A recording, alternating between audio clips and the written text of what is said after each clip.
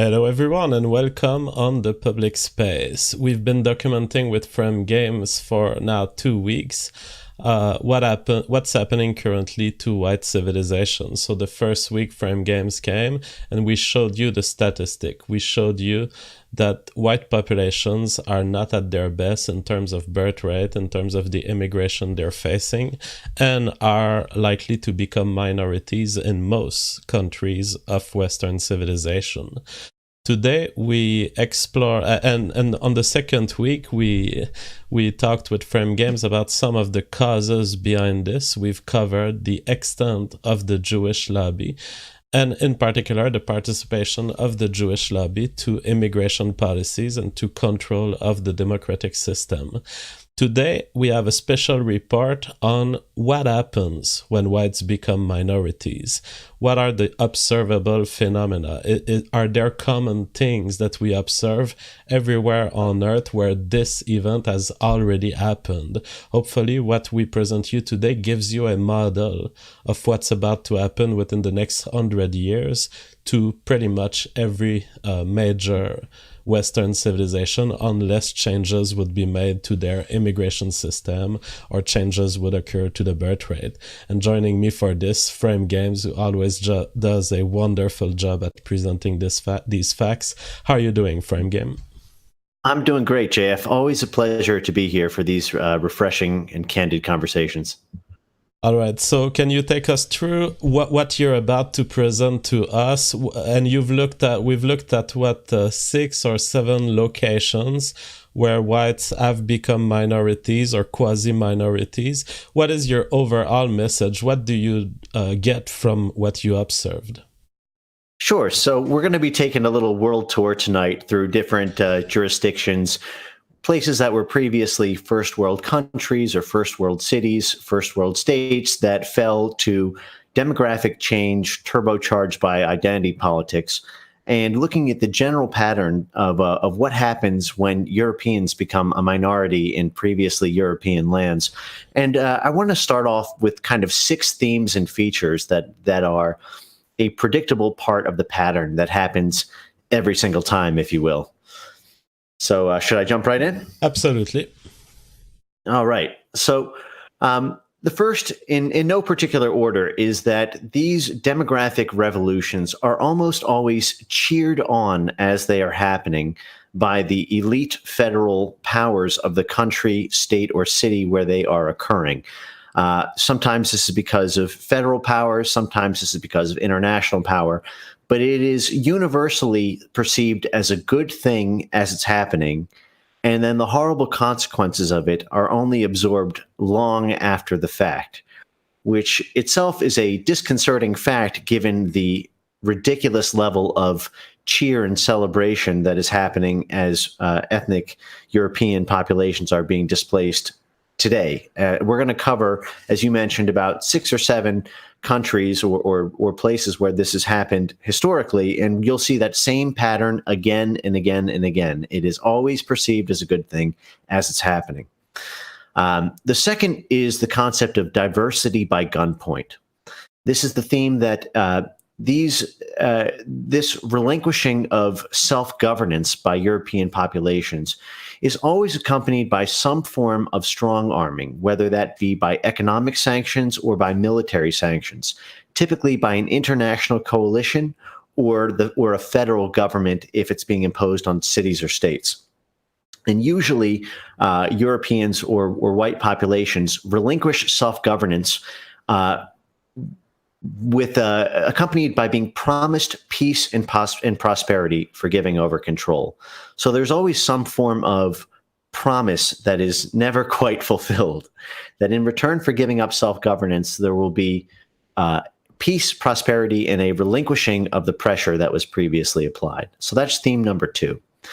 Theme number 3 is revenge is the order of the day. So revenge by non-European populations, even to the point of spiting themselves. That is, these demographic revolutions are often motivated more by the cathartic ecstasy of decimating old enemies, the European peoples, even more so than by the silent pride of improving one's own position. So there's a quote here that I want to read, which is that someone said this online some time ago, and it's sort of, I think it's useful before we take our world tour to keep this in mind. And the quote was, "A daily reminder that if and when white people become minorities in their own countries, they will be hated and despised. Revenge will be the order of the day. None of the privileges currently afforded by white people to ethnic minorities in white countries will be reciprocated when the roles are reversed. In fact, it will be the opposite." And we're going to go through all the historical precedents for this. But I want to move on to the final. This is a quote by Alfred Albion. Right. I don't know much about him, but I just thought that was an insightful quote. So the next point on the themes and features is that white minority status is always accompanied by one-party rule with increasingly unpredictable and unstable dictators. You're going to see this everywhere from Haiti to Zimbabwe to Detroit to Washington, D.C., to all on down the line. There is a one-party rule. The white demographic minority status is always accompanied by the crumbling of multiple parties vying for political power. And it descends into a kind of racial Marxism where there is only one party who dominates so thoroughly that there is physical intimidation to even put up the slightest resistance. And this is what I find interesting in what we're about to explore. We don't just see replacement of white population. We see an extremization system that develops after whites are gone. And so in some cases of the examples you present, sometimes it will be whites leaving an area. Sometimes it will be whites being outcompeted by birth rate and other factors. But what often happens after is a descent into chaos and into authoritarianism, which has its own mechanism other than just the whites disappearing. I believe that there are also internal racial population replacement that lead to extremization. Right. No, that's exactly right. It is that extremization that that's really a hallmark feature of it. I mean, I don't have a documented example of whites becoming a minority followed by a kind of healthy back and forth by different political parties. A Marxist utopia of high productivity. So yes, that's well, just because it's unprecedented, it doesn't mean it's technically impossible. I also see in the chat that people are fearing another severe blackpilling, and I'm afraid it is. Well, okay. And by the way, it's not Frame Game insisting on the black pill character of this episode. It's me. I want the truth. Frame Game reports the truth. I want the truth. I know. JF, I always find myself trying to be the sprinkles on your like vanilla ice cream, trying to find the out cards in the deck, if you will. But there is in theme number 6 here, there is a white pill potential, admittedly buried in a heap of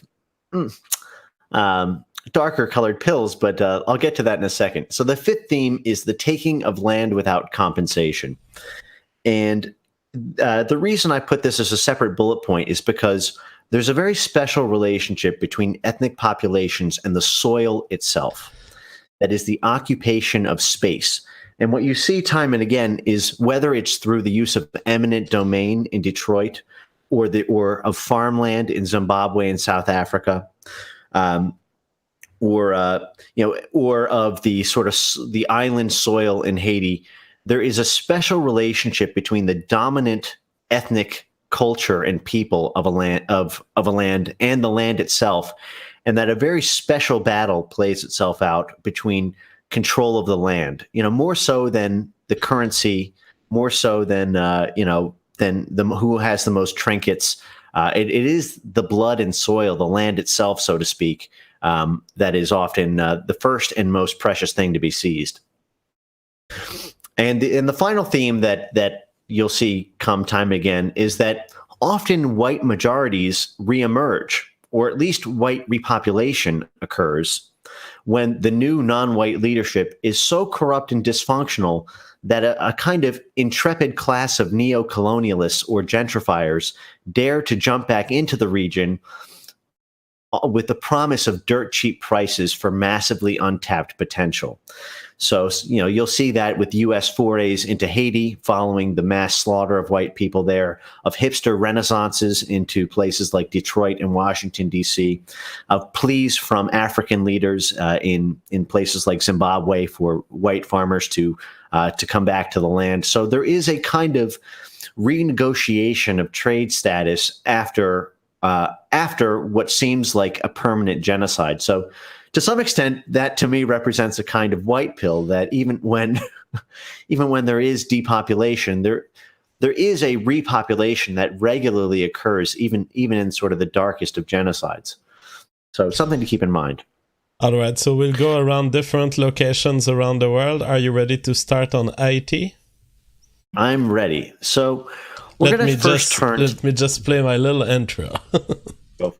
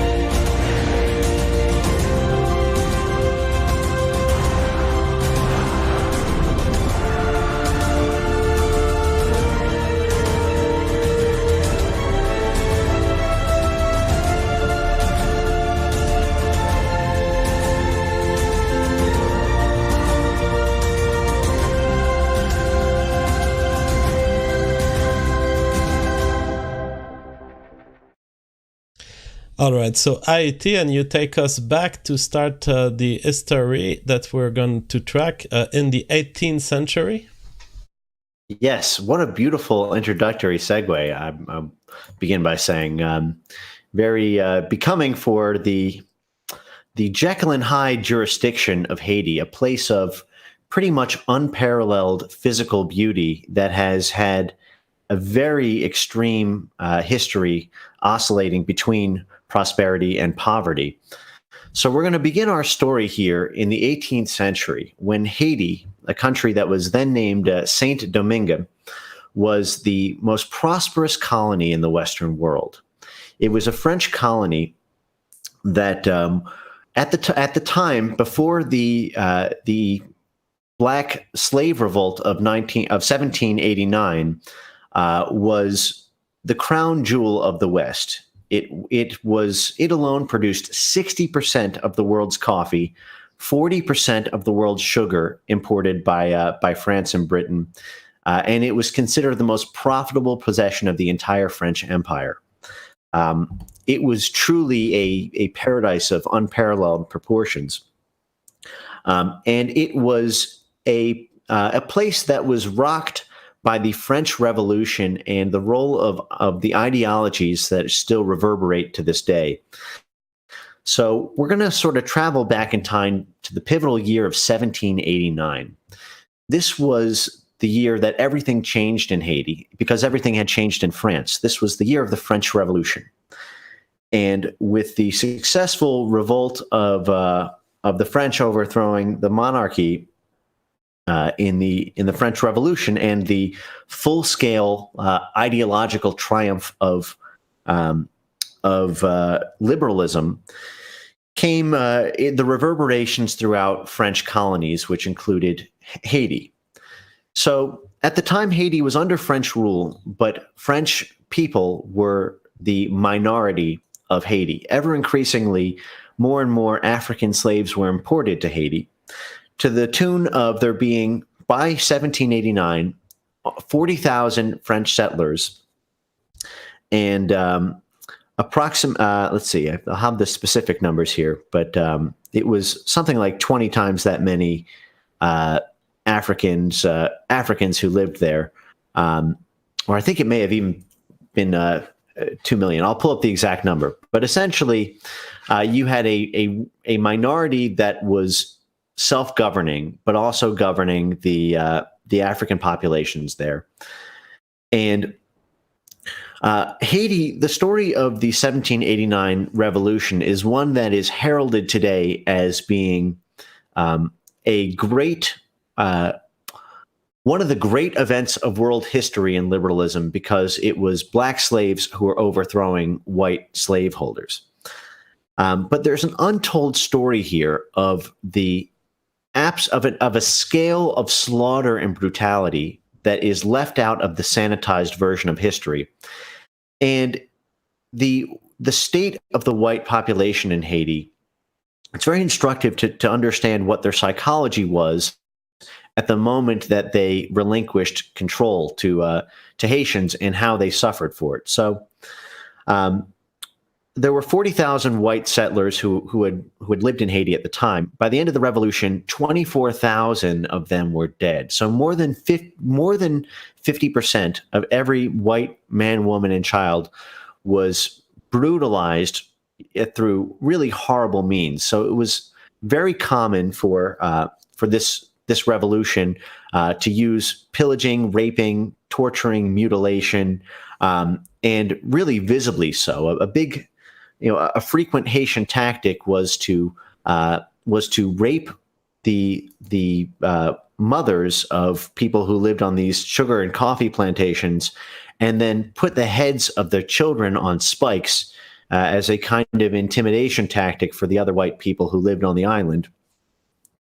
And it's this sort of brutality that is well documented that is often sort of left out of it. So I'm going to tell the story of Haiti in particular, before and after. And then at the end, after we get through that, we'll talk about the psychology of the Haitians and modern parallels. So at the successful advent of the French Revolution, people in France were really struggling about the extent to which the liberal ideology applied to slaves. And in 1979, the new French government declared that there were to be a new class in Haiti of black people to be essentially free. And there was resistance in what were called the Grand Blancs, the sort of white aristocracy class in Haiti, to this, because they feared that they would be brutalized if there was to be black rule of what was then white Haiti. And so they resisted and tried to basically distance themselves from the French decree. But there was a big split amongst the white population in Haiti, where many white French Haitians believed that it was only natural and only fair for the ideology of liberalism about égalité, liberté, equality, fraternity. Thanks. To be. But see, everything you tell me there, I learned, because I didn't know that there was essentially, as you describe it, it is a genocide of white people in Haiti. And I'm French, and I've never been taught this. Yes, it was one, and it was. There's a funny schizophrenia that happens with it nowadays, because it's so glorified as sort of freedom fighters, and there is a oscillation between hiding the facts of how brutal this massacre was and just how racially genocidal it was, with how proud they are of how complete the annihilation was. Because it really was complete. You went from having a white-dominated society in 1789 to essentially 100% black country in 1804.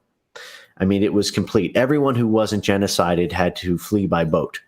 It was a purely racial revolution. And it's instructive to sort of see what, part of, actually, I'll go through the history first. So after 1804, where there were hundreds of plantations that were burned, an incredible amount of property damage on top of the genocide, Haiti had what was essentially over 100 years of complete black-only rule.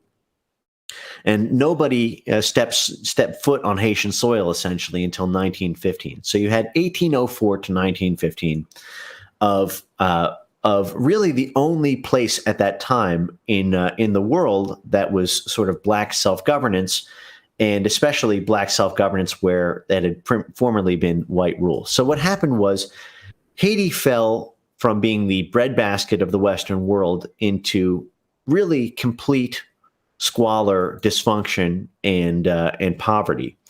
And it was so broken and dysfunctional that essentially the black leadership in 1915 agreed with the U.S. government.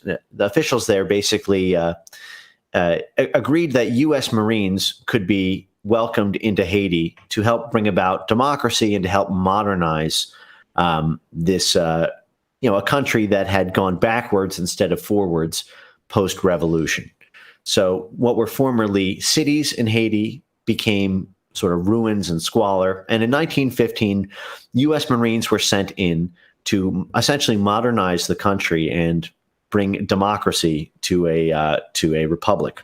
Was there an interest at that point, or was it just out of humanitarian concern? Well, the way it's told, typically is that there was an ulterior motive with the Wilson administration, that there were many American business interests that would have been safeguarded by installing U.S. Marines, including through the importation of things like coffee, sugar, indigo, and various other import exports that would be very profitable to the U.S. That would essentially save a lot of money for not a lot of work, and kind of having a form of colonial outpost there under the guise of installing and helping to enforce a rule of law. Right. So the U.S. Marines came to Haiti from 1915 to 1934. So it was about 19 years. And during that time, the Marines built schools, hospitals, a modern medical system with thousands of miles of paved roads. They built over 200 bridges and lots of infrastructure throughout Haiti. And they provided training to Haitian teachers and doctors to essentially give Haitians the basis for a complete fresh start after the country had fallen into such disrepair. And in 1934, they pulled out, and Haiti fell back into ruin. In 1958, the Americans returned there to again build up the Haitian economy and infrastructure, this time mostly to prevent it from succumbing to communist influence. There was there were many proxy wars happening in the 1950s to prevent foreign jurisdictions from becoming kind of communist proxy headquarters. Right. So again, the U.S. military returned, and they propped up regimes and again spent hundreds of millions of dollars rebuilding what the Haitians had essentially wrecked over the 20 years prior. They pulled out again, and then the country returned to its old ways. And in 1994, yet another intervention was tried. When you talk of old ways, are we talking corruption, crime, or what is it exactly, returning to old ways for Haiti? So I think the best way to describe the old ways is by a book by the British historian Hesketh Pritchard, who in the early 20th century wrote an extensive entry on Haiti at a time when there were only a couple hundred white people there and about 2 million blacks of various Caribbean ethnic groups. And he wrote an extensive study that was called Where Black Rules White, A Journey Across and About Haiti. And there he described the sort of unique combination of anarchy and despotism that Haiti would revert to, as if in some kind of dynamic equilibrium that the native population would find itself in time and again without any outside infrastructure to prop it up. So there are some really sort of telling passages about from this book that I think are useful to read, because we'll see these themes again and again. So Pritchard initially wrote this as a sort of sympathetic, empathetic kind of kind of history. He was very optimistic at first about black self-rule and being free from sort of white governance and white, governmental tyranny as he initially saw it. So he writes, "There the black man rules. It is one of the few spots on earth where his color sets him upon a pedestal and gives him privileges. The full-blooded African is paramount. Even the mulattoes and half-breeds are disliked and have been barbarously weeded out as time has passed." One of the first things Pritchard noted in his time in Haiti was the pervasive filth, that is, the failure to upkeep what were colonial European infrastructure and buildings.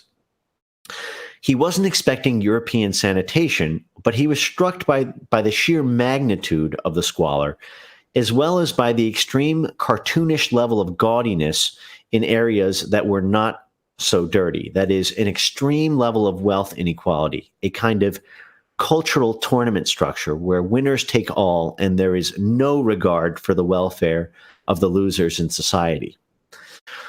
So a few of the interesting things he noted that we'll see thematically throughout our world tour is that people who were, well, let me just rewind by saying here today in Haiti, more than 80% of Haitians live below the poverty level.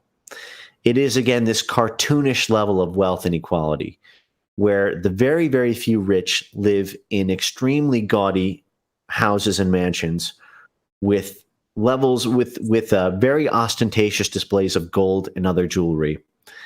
And there is very little regard for human life for those who do not win this cultural tournament structure. So this has been going on now for 200 years in Haiti since there was black independence. And one of the things that Pritchard noted in the early 1900s was that any Haitian individual of any importance whatsoever had the title of general and wore gold jewelry and gold trimmings. There were over 7,000 generals in the Haitian army. If you were either a part of the ruling class, in which case you were showered on with titles and the paraphernalia of outward success, or if you didn't hit that line, you were nothing, and there were no gradations of wealth. That is, there's no C level and D level accountants, if you will. You're either an NBA star or you are, or you're shooting drugs. It's a tournament structure way of life. So he remarks on, despite this wealth inequality and squalor, the good-humored, easygoing nature of the people, who nevertheless could commit the most blood-curdling atrocities at the least provocation. And he cites, I guess it's easy now to sort of cite the practices such as necklacing, which is a common practice in African jurisdictions where political enemies have tires placed around their necks, which are then lit on fire with gasoline and are then essentially the person burns alive in front of their family and the entire tribe, often with musical accompaniment and singing and dancing all around them. It's a kind of public beheading on steroids that is now common practice in many parts of Africa and in Haiti. So that's for someone being overthrown? That's for political enemies and prisoners. So this is one of the first things to fall in Haiti was the rule of law. And I'll read a particularly telling passage from Pritchard's early 1900s sort of biography of the country here in a bit.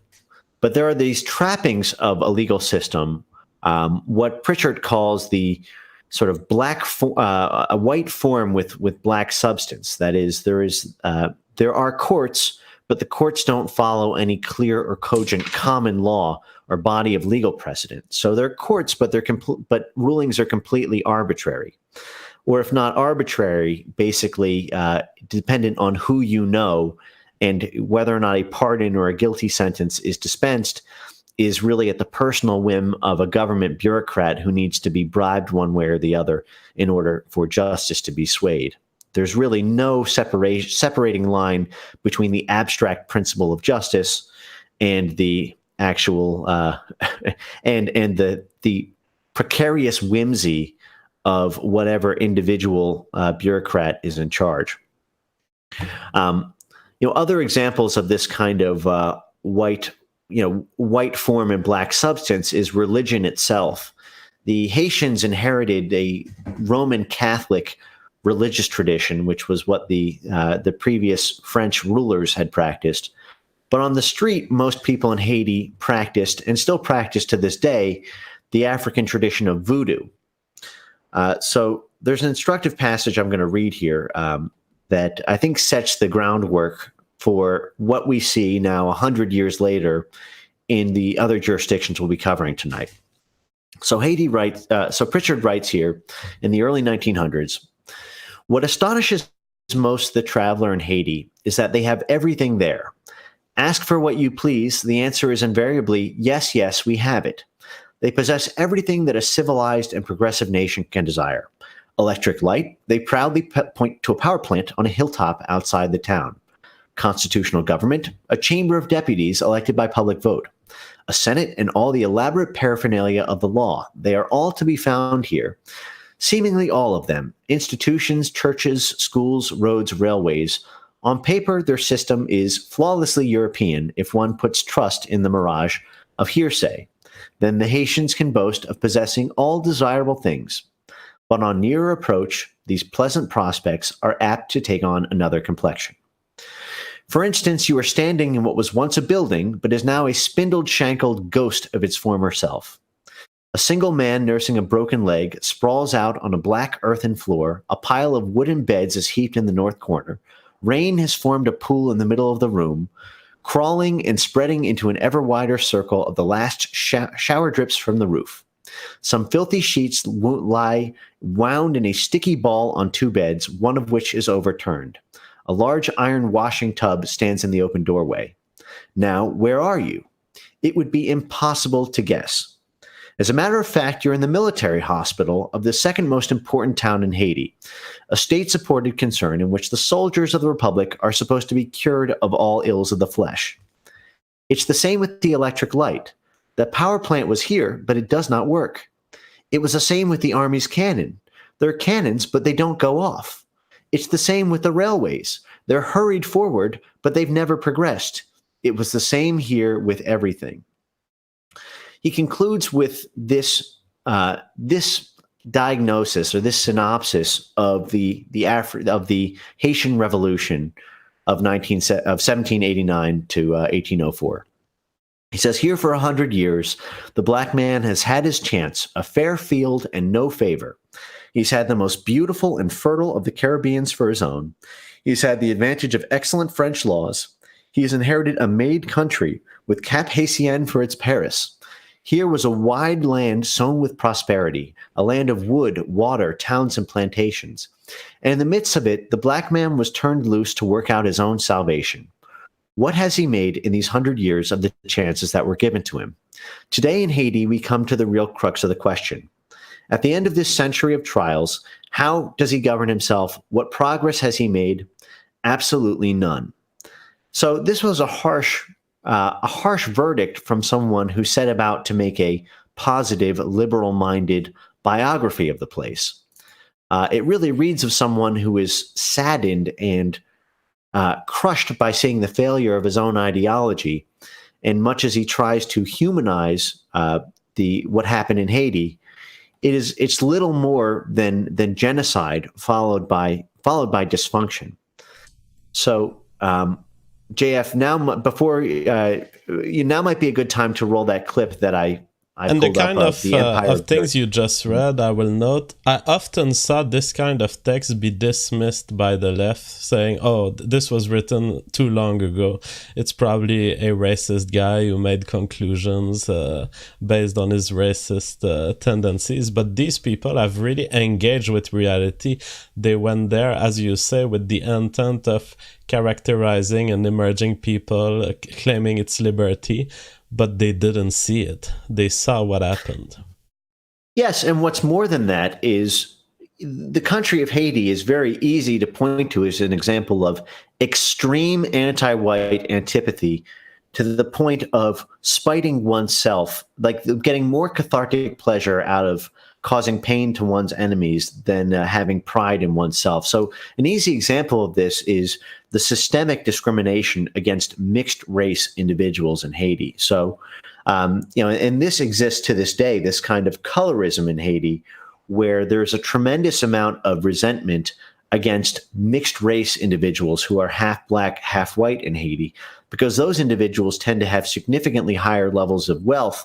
They form a kind of ruling class in Haiti, whereas in America or in Europe, we might consider them all to be African or all to be black.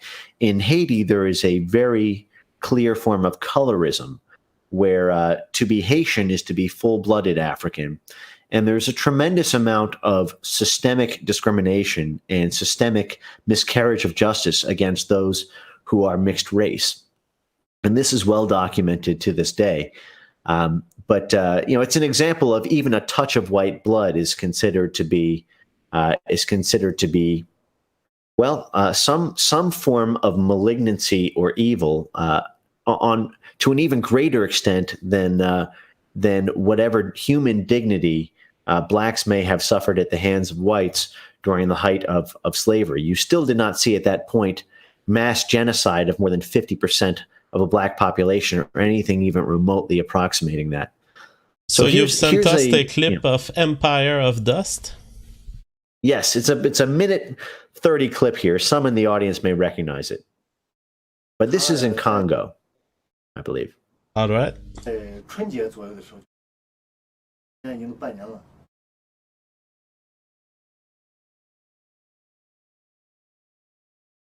Oops, I'm not playing the sound. Let me just fix this. 哪有多少时间？没有多少时间了。我炒那个要那个国境题，现在是50年了，这集50年那个。就是50年以前，你不是受他们西方那个什么都好啊？是啊，那个先进的影响，那个代代往传下来，越传越文明越发达了，怎么越来越倒退，越落后了？你看这么先进的铁路，我1930几年就电气化铁路，我这是中国啥时候才有电气化铁路？你看矿区那个铁路，电气化那个双轨铁路，因为架得多好。你看现在顶上那个什么，哎呀，千疮百孔啊，破烂不堪了。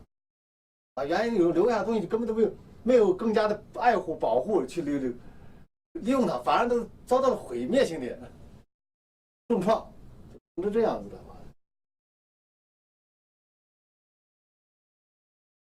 又慢慢经过几代人，就是中国说的那句话：“今日有酒今日醉，明日没酒喝凉水。”就是。Okay, so this is about the clip. This is where you can cut it. But there is an instructive clip of the sort of new neo-colonialist class in Africa, the Chinese, and the indigenous African population. And the relationship between those two groups in modern Africa is one marked by extreme disappointment and kind of soft chastising of the population that existed there for not preserving the vast amount of wealth that was inherited. And this concept of going backwards instead of forwards, and often accompanied by complete genocide of the white populations that lived there. As I noted in Haiti, it wasn't just that there was a overthrow of blacks winning their independence of whites. It was wholesale slaughter of every man, woman, and child on the island. You see that same phenomenon play out pretty much everywhere, and it's again to sort of get back to the main theme of tonight's discussion, which is that.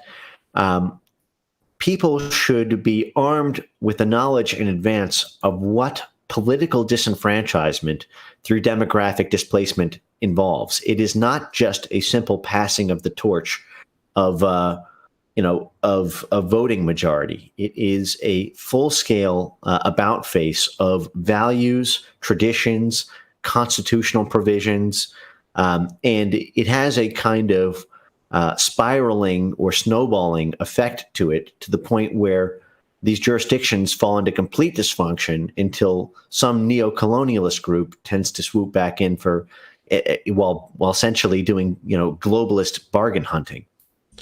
So what the picture that you make of Haiti presents a consequence of being a white minority, which is, of course, the worst consequence, genocide, and the complete inability also of a population of taking on structures that are being put in place by the colonialist empire, an incapacity to pursue society as it was built for them, in the same way that other societies could do, or that we tend to think people could do. It seems that there are people who cannot, they don't have the genes, they don't have the social system to take on a Western lifestyle with all that it comes with. Right. And you can also note that just by the use of, the production of the land. One thing, theme that we'll keep returning to is that these places were almost all first world or essentially crown jewels of their respective parts of the world. Haiti truly was the crown jewel of the French Empire. It is a land that you can subsist on with essentially without housing or without any kind of industry. You can pick the food right off the ground. The soil there really is that rich. And it has fallen to, I think, something like 173 out of like 180 on the World Economic Development Index. It is one of the poorest countries in the world, despite having some of the richest soil. And what's interesting is that there was a very large part of the white population that foresaw all this coming in advance. So one writer, Guillaume Raynal, published in 1780 an edition of his History of European Colonialization. Again, this is in 1780, a decade before the revolts happened, that there would be a general slave revolt in the colonies because of the actions of the French revolutionary government, which would likely intend to grant citizenship to wealthy, free people of color, and that this division among the white populations there would cause a factionalization of certain groups to try to use the black population against other white groups in Haiti, and that this would result in a kind of monetization and mobilization of the black majority against whatever white group found itself on the wrong end of political coalition, of coalition politics. So this reminds me, and that's exactly what happened. This reminds me, I believe it's called the Cassandra effect or Cassandra effect, something like this. This idea of someone who sees through the future, who tries to warn everyone, but the situation still deploys. It's quite impressive to think that someone has seen all of it happen, but that nothing could be done to stop it. Right. And it's also very interesting, the role of angering people up. Now, again, I'm not making a normative judgment about the Haitian Revolution one way or another. I respect the fact that every people should have a right to self-determination. And, there are arguments that every revolution is bloody and that, it was fully justified to do what happened. War is hell. But what we're doing here is just talking about the facts on the ground of what actually happens to white populations. You do not tend to see white populations do this kind of full-scale genocide to political enemies or to Africans or Hispanics or whatnot, as you see happen to them in turn. There is this kind of concept of mercy that is distinctly European in that way.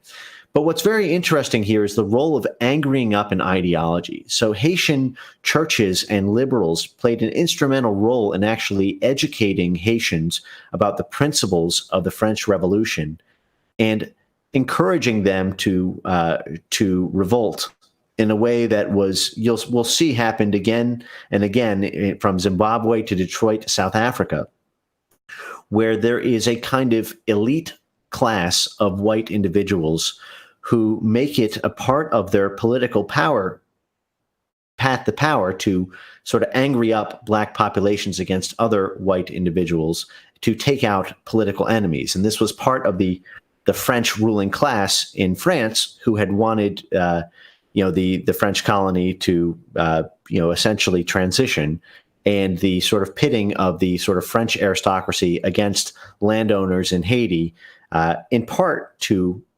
basically take the wealth from Haiti that the Grand Blancs in Haiti did not want to pay over to the French aristocracy. So there's a lot of intra-white power games that happen, sort of using black populations as pawns, only to find out later that they themselves will not be spared in the revolution that they foment. All right. So before we move to our next location, Detroit, let's have a look at the crowd reaction. Yeah, right. He says Yuri Bezmenov talked about active measures, Soviet demoralization campaigns against the U.S. population. How is Frame Games talks different from this? And this is a comment I've been having a lot. The fact that Frame Games content is so black-pilling that it would be demoralizing toward the alt-right. I'll tell my position on this, and maybe Frame Game has his own answer, but my position is a movement should never abandon the truth for moral questions, for demoralization or moralization purposes. It is so much more important that people be informed of what will happen to them if they continue on the current track than just cheering them up and saying, everything's going to be okay. I'm not going to be the one who dies, leaving truth not on the table. If white societies are to fall, I want my videos to be out there on YouTube so that people, at least once they're dead or once they're minorities, they can say, JF was technically right. Frame Game, what do you have to say against these arguments? Yeah, I would say that there is a white pill tucked in all of this, which is that in all of the places so far that there has been white genocide, there has been a kind of white renaissance that happens often sort of years down the line, a kind of reconsolidation. So, and we'll get to that, but there is a kind of eternal survivorship to European populations that is actually very white pilling, even in places that you may consider to be lost, like Detroit and even Haiti and various other places. There is every couple decades or so there is a kind of renaissance that may be short-lived, but it doesn't have to be by matter of by dint of inevitability. So I think one of the lessons here is actually that even if there is this minority status that occurs in these various jurisdictions or in all of the Western world over the course of the next, 30 to 100 years, depending on which country you're in, that doesn't mean the total end of European presence or political power. It's actually, there's a certain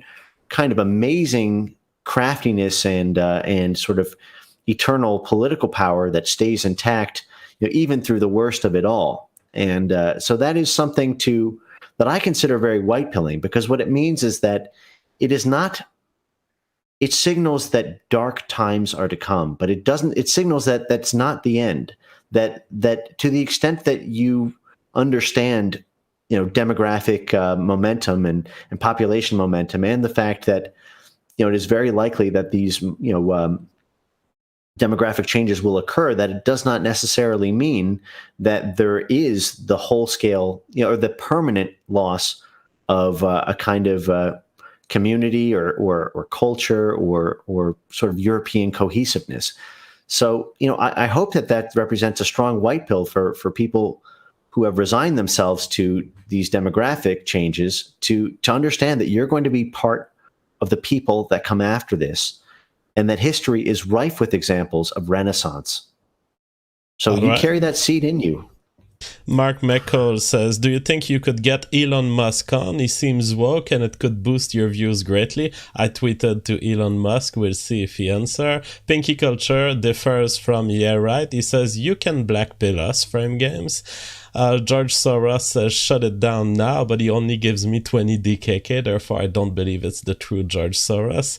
Brian Cofield, Glenn Kay gives us donations. Camera Sport gives us $20. He says, was one of them General Butt Naked? That was in reference to some people being called generals for little accomplishments. And Meta Voyet says, he quotes, he says, they are just like children, Mr. Goodenough said. They are always either laughing or quarreling. They are good-natured and passionate, indolent, but will work hard for a time. Clever up to a certain point, densely stupid beyond. The intelligence of an average person is about equal to, and he does not continue the quote, so I will not read the rest. All right, are you ready, Frame Game, to start talking about Detroit? I'm ready.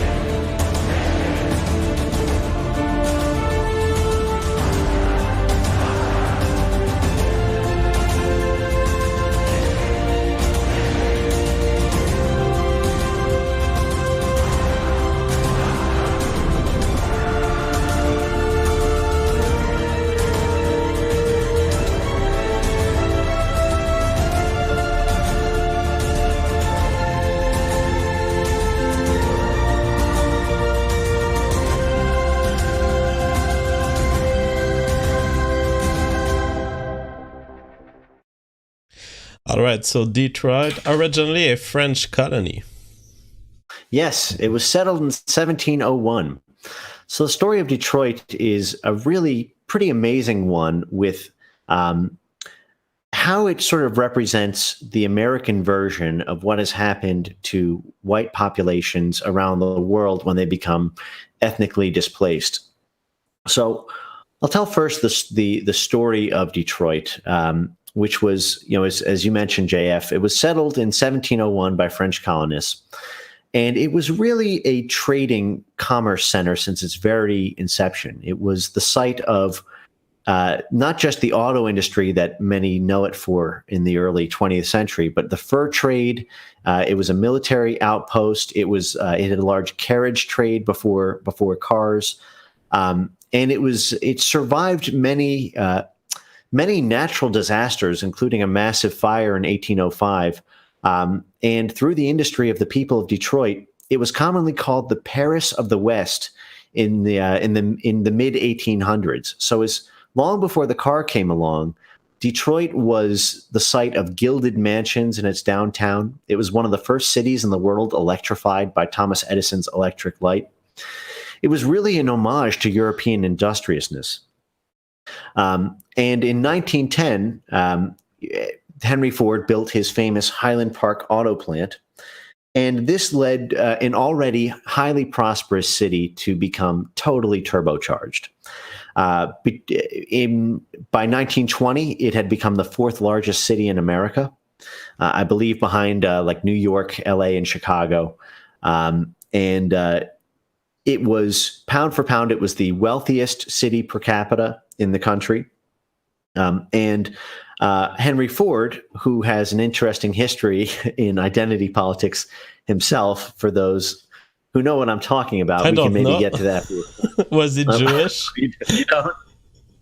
Well, Henry Ford was not, but and again, I say this with all the love in my heart, for my own heritage. But Henry Ford, the first part of his life was dedicated to revolutionizing the modern world through the auto industry. And the second part of his life was dedicated to stamping out what he called the malevolent influence of the international Jew.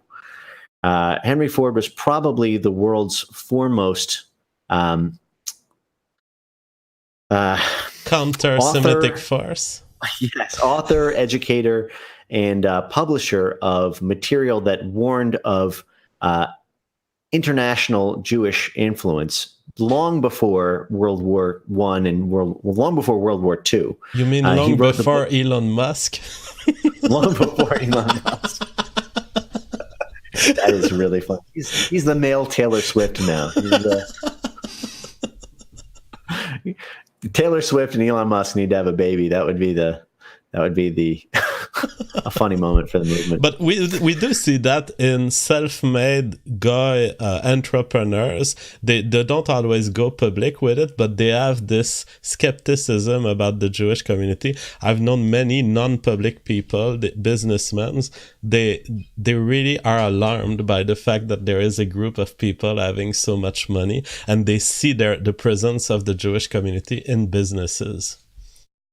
Yeah, well, what's really interesting to me is a Jewish person studying my own history, having to sort of balance, the good with the bad that you don't learn about in Hebrew school, is, that this was so long ago. I mean, so Henry Ford, he not only published the book, The International Jew, which is a very interesting read. I highly recommend maybe an episode on kind of the early men of the 20th century, like Henry Ford and Charles Lindbergh, and some of these people long before what we now know as sort of anti-Semitic tropes or whatnot. I mean, these were people who basically were saying the same thing that are said, today, except long before most people sort of understood them to even be, a consistent pattern.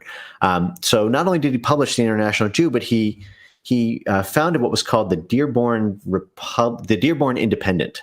The Dearborn Independent was essentially, how like Jeff Bezos purchased the Washington Post, and a lot of people call it, like the Amazon blog. But it's just billionaires have this habit of buying newspapers so that their conglomerates can get good press.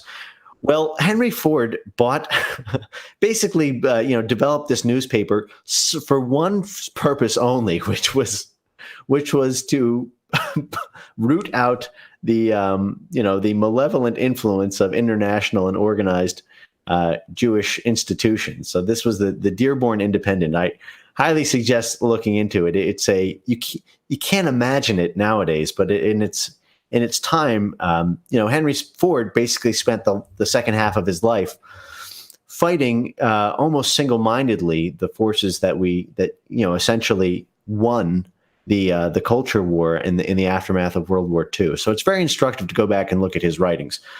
But for now, let's turn to Henry Ford and Detroit. Detroit was a European city. It was a distinctly white city until World War II. So Ford essentially did a few interesting things. In addition to sort of inventing the modern car, he made Detroit the best place to have a job in the world. He single-handedly essentially instituted, a $5 a day minimum wage in 1910, which was about double the going rate of anybody else in the industry. He basically put an end to commercial turnover. He radically raised productivity. He basically single-handedly ushered in the industrial, the modern industrial revolution with assembly line production, and he lowered labor costs and attracted both capital and people to Detroit. So the first immigrants into Detroit were the Greeks and Italians, followed by the Polish and Jews, followed by African Americans. So basically, until about the 1940s, 50s, it was a German town with some. It was sort of a Germanic town with some Irish, Irish political power as well. And what's really interesting is that between 1900 and 1930, the population of Detroit soared from 200,000 to 1.3 million. So, you showed in your introductory segment that the population of Detroit is now substantially less than 1 million, right? I think it's about 700,000 or something. I was quite impressed when I looked at the curve because it is really a city that has emptied itself, which is quite rare in a growing population. Right. Especially because cities with their density of infrastructure power lines, power grids, access to utilities and amenities and things like hospitals is so much easier to find in cities than in suburbs, that as long as things don't radically deteriorate, which of course we'll find later in the story they did, you would expect to see increasing metropolitan influxes into the cities as opposed to the reverse. Yeah, because But normally if the price drops, there can be phenomena where the price of things drop, but you will have a bounce back of the economy because you're going to have white families saying, oh, look, I can get a house for twice less money than I would if I go to the suburb. I'm going to go there. But there was not this mechanism, and you're going to explain why. Right. So what's interesting here, and maybe another theme I should have mentioned at the beginning of this talk, was that this never happens overnight. There's always a slow boil before an explosive moment. There were arguably three, but let's just say two real moments that changed Detroit forever. One was the 1967 race riots, and the second was the election of Coleman Young, the city's first black mayor, in 1974. Really, after 1974, the city was never the same. And we'll proceed through the long march of history there. But there were problems in Detroit long before the revolution occurred, so to speak, in 1974. And what's very interesting is that this revolution was not televised, in part because then, just as now, there was substantial efforts to censor news about ethnic unrest between black and white populations, dating back to at least the 1940s. So one history of Detroit's Polish population documents their persistent ethnic conflict with black populations in Detroit, dating at least back to 1942, to a Life article entitled "Detroit is Dynamite." And that article, 1942, discussed in detail the city's labor and race issues, stating that the news from Detroit is very bad this summer. The result is a morale situation which is perhaps the worst in the U.S. Because of the city's importance to the World War II production effort, the article was censored from copies of Life magazine sold outside of North America, so that people in England and people in Germany, people in France didn't know that there was this ethnic mini civil war happening in the production center of America. A way to shore up morale, if you will. So there was this long-awaited riot that happened in June 1943. This is the 1940s, where groups of blacks and whites fought it out on the streets of Detroit over 3 days, with fights that began in Belle Isle, Detroit, where 25 blacks and 9 whites died, 433 people were wounded, and approximately $2 million of property value was incurred. It took the U.S. Army coming in. Remember, in the middle of World War II, the U.S. Army had to roll into Detroit to restore order between the whites and blacks in Detroit. Wow. So already there was ethnic conflict. So let me rewind for a minute to talk about the demographic history of Detroit. So in 1942, blacks comprised 4% of the automobile labor force, but 15% by the war's end.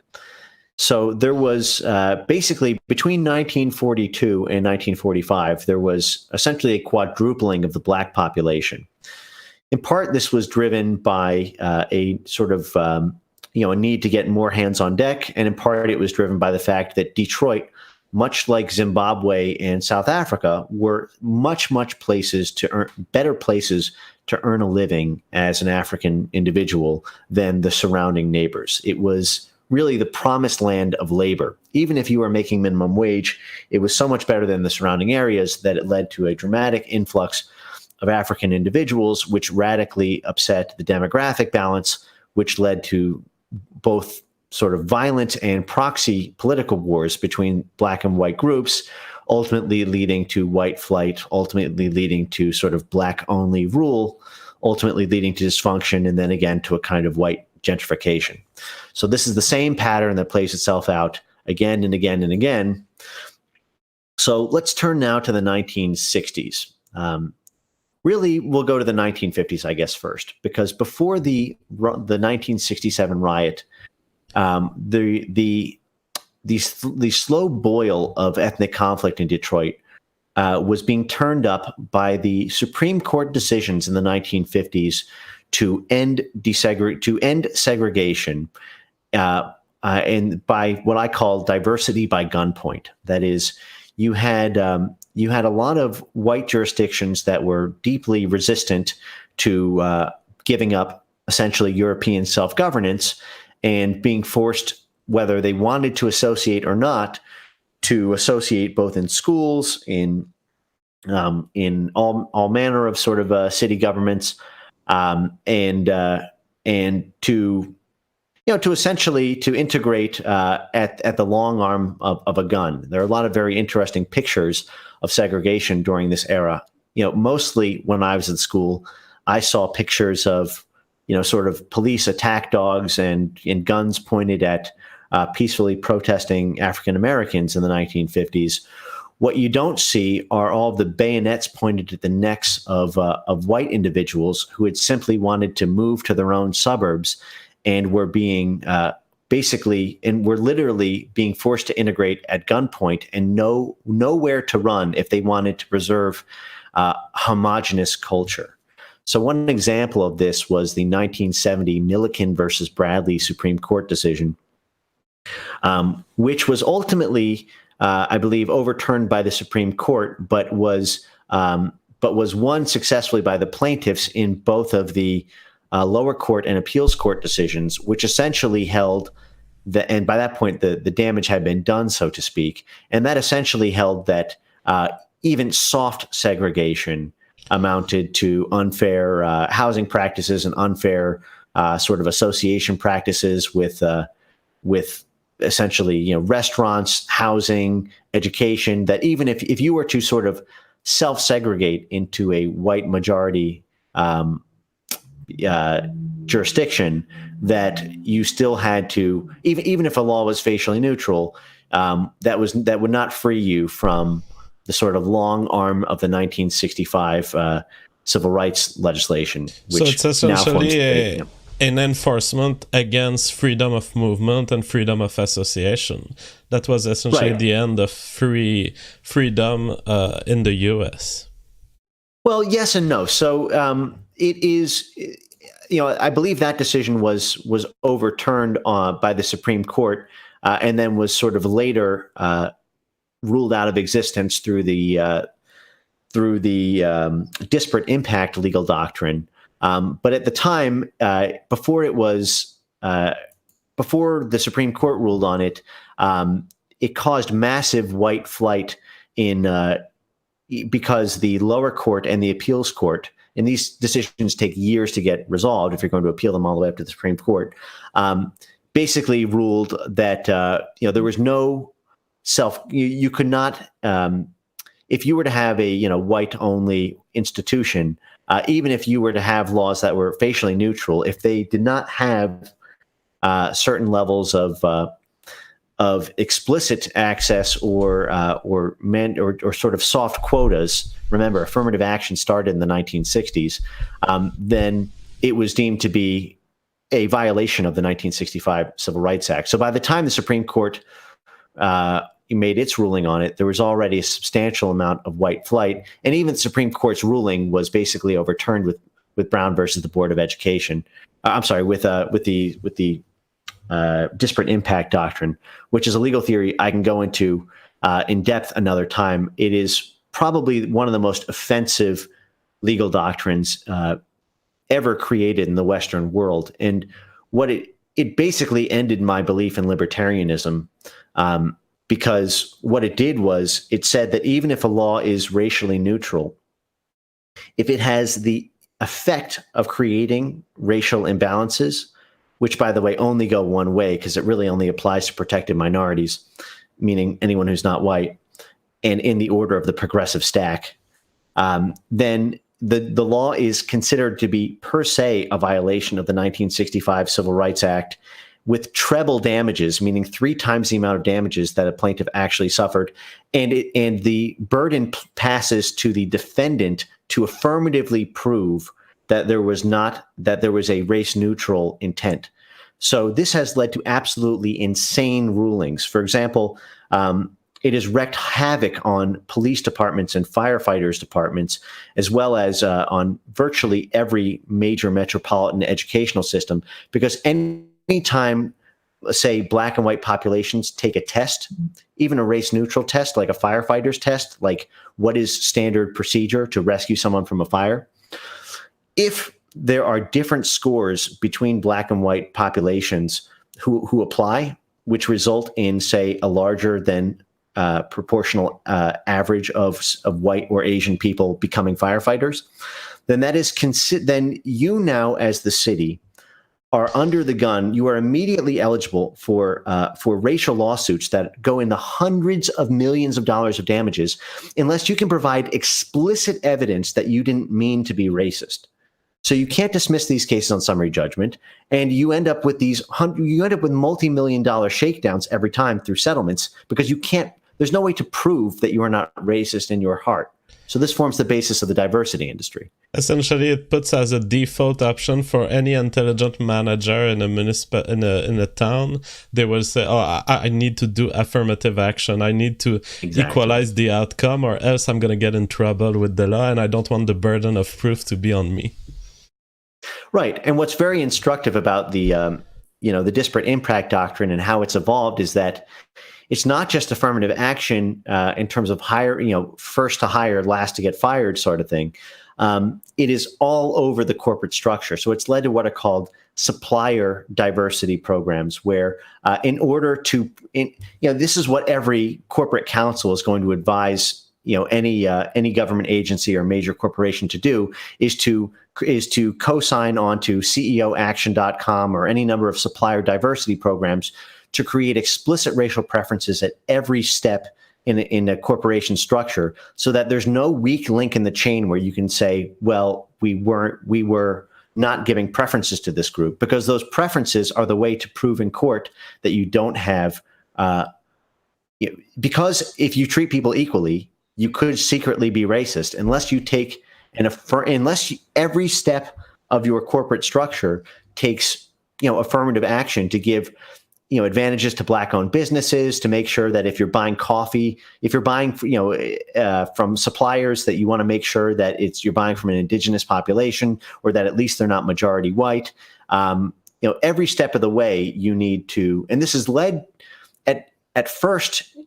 This was ostensibly done because these populations were too weak, and now they can't be modified because they're too strong. They've sort of transmogrified into these giant, what I consider to be a $1 trillion industry on net when you consider salaries, judgments, settlements. I can go into my video I'll be doing next week on this has about 8 different prongs of sources of income for this. But now, in the history of Detroit, we're still not at a majority. We were talking about the 60s, the 70s. We're still at 16% black population. So something must have happened for them to be in my trailer when I did my trailer about the current situation. That is exactly 83%. Right. So I will walk you through the radical pace of change. In 1950, according to census data, Detroit was 83% white. Guess how much they were by 1980, just 30 years later. Remember, 83% in 1980. What do you think? 83% white. I don't 30 know. Years later. Because I know the current answer for today, I'll try to go pretty much midway. I don't know, maybe 50% white? 34%. Okay, within so 30 the drop years, happened there. Yes, within 30 years, Detroit went from 83% white to 34% white. Now you're going to see the exact same thing happen in Washington, D.C., which flipped from 70% white to 20% white in the same 30-year span. But this was a massive flight from white, or that is, white flight from the Detroit population, because of this, what you would call, if you wanted to live in a European or a sort of Eurocentric society, everything which had been sort of a slow boil up until the mid 1950s came sort of all at once through a very tumultuous decade or two. So I mentioned that, in the 1950s, there was, a tremendous amount of crime and a tremendous amount of intimidation that happened to the ethnic white populations there, because the international community had seen Detroit as sort of battleground number one for instituting this multicultural experiment. And much like what happened in Zimbabwe / Rhodesia and South Africa and Washington, D.C. and other places, the international press was very, very firmly against the white majority population, and there was really no help. And there were economic sanctions through these court rulings that I was talking about, and through what I'll talk about in the context of D.C., which was the Model Cities program, which is essentially a huge influx of federal money if you engaged in multicultural politics. So you had the carrot and the stick. You had the promise of relief from sanctions if you gave up white self-governance. And then you had the promise of peace and prosperity. Time and again, it's the same thing with the same end result. So I'm going to talk now about what happened in 1974, because it's incredibly instructive for what we'll talk about as the sort of one-party rule phenomenon of what happens to white minorities. So in 1974, Coleman Young was elected mayor of Detroit. And at the time, all national media and even international media was hugely supportive of Coleman Young. He was one of the country's first black mayors, and he won in an intensely divided Detroit. Much like what happens with standard white flight, all the white people with money, that is, the white liberals who wanted the desegregation to begin with, immediately fled to the suburbs so that they would be tourists in diversity rather than living there. That's the phenomenon of the diversity tourist. And it was only the whites who could not afford to leave who were stuck in the places where they were being systemically oppressed by virtue of having white skin, or a white phenotype, if you will. And you see the same thing occurring now in South Africa. The same thing occurred in Zimbabwe. The people who could not leave, the white people who were essentially, most brutally genocided, were those who stuck up for their people the most, who resisted either through ideology because they believed in freedom of association, or by simply not being able to afford to leave, were the ones who were essentially slaughtered. So there was a bitterly contested mayor election in 1973, where Mayor Coleman Young won through having 92% of the black vote, and his opponent, whose name I forget, but I can pull it up. He was, I think, the former police chief, won with 91% of the white vote. So you have this unbelievably, you have what is sort of there you go, the former police commissioner, John Nichols. So imagine this. The year is 1973. Detroit has not yet fallen into ruin, but there is intense ethnic conflict.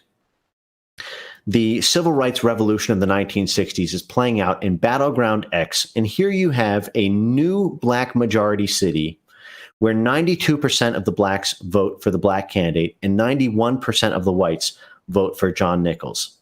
This is one of the reasons that demographics is destiny. It's because in a representative democracy, demographics are essentially a racial head count for voting. And I'm not saying it has to be this way. I do believe that, and this is one of the differences maybe between me and you, JF, I do believe that it doesn't have to be this way necessarily, and that one day I hope we can rise above this.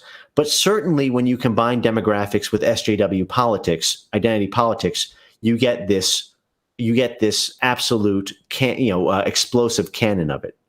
So on my and side, I will simply say, since you kind of challenged my view on this, I will leave on the internet the strong position that no, the genes will not adapt in time, and racial politics will continue. And no, Sargon of Akkad will never convince Muslims to keep the UK as it is now. No, the Americans will not convince the blacks to be libertarians. No, the Canadians will not convince the Muslims to reduce their birth rate and to not want Sharia law. And so I'm going to make this call. In 200 years, you guys can just look back at this video and say JF was technically right. It's not enough time for genes to evolve a completely different set of political preferences. Now, I was wondering, it's a stupid question. Is that where Eminem was living, Detroit or around there? Yes, he was living in the Detroit area, at least. It was, we I think, got called 8 Mile. We got the first 3 albums of Eminem due to all the scenario you're describing to us. Yes, when I was just a little baby boy, my mama used to tell me these crazy things. She used to tell me my daddy was an evil man. She used to tell me he hated me. Then I got a little bit older and she told me he was the crazy one. Oh, man, dude, those first albums were just fucking fire. Absolutely. It's too bad he became an anti-Trump rapper. Oh my, yeah, that's true. Although, like many people who turn to the anti-Trump side, he had sort of fallen long before that, and God, it's embarrassing. It's like one of these.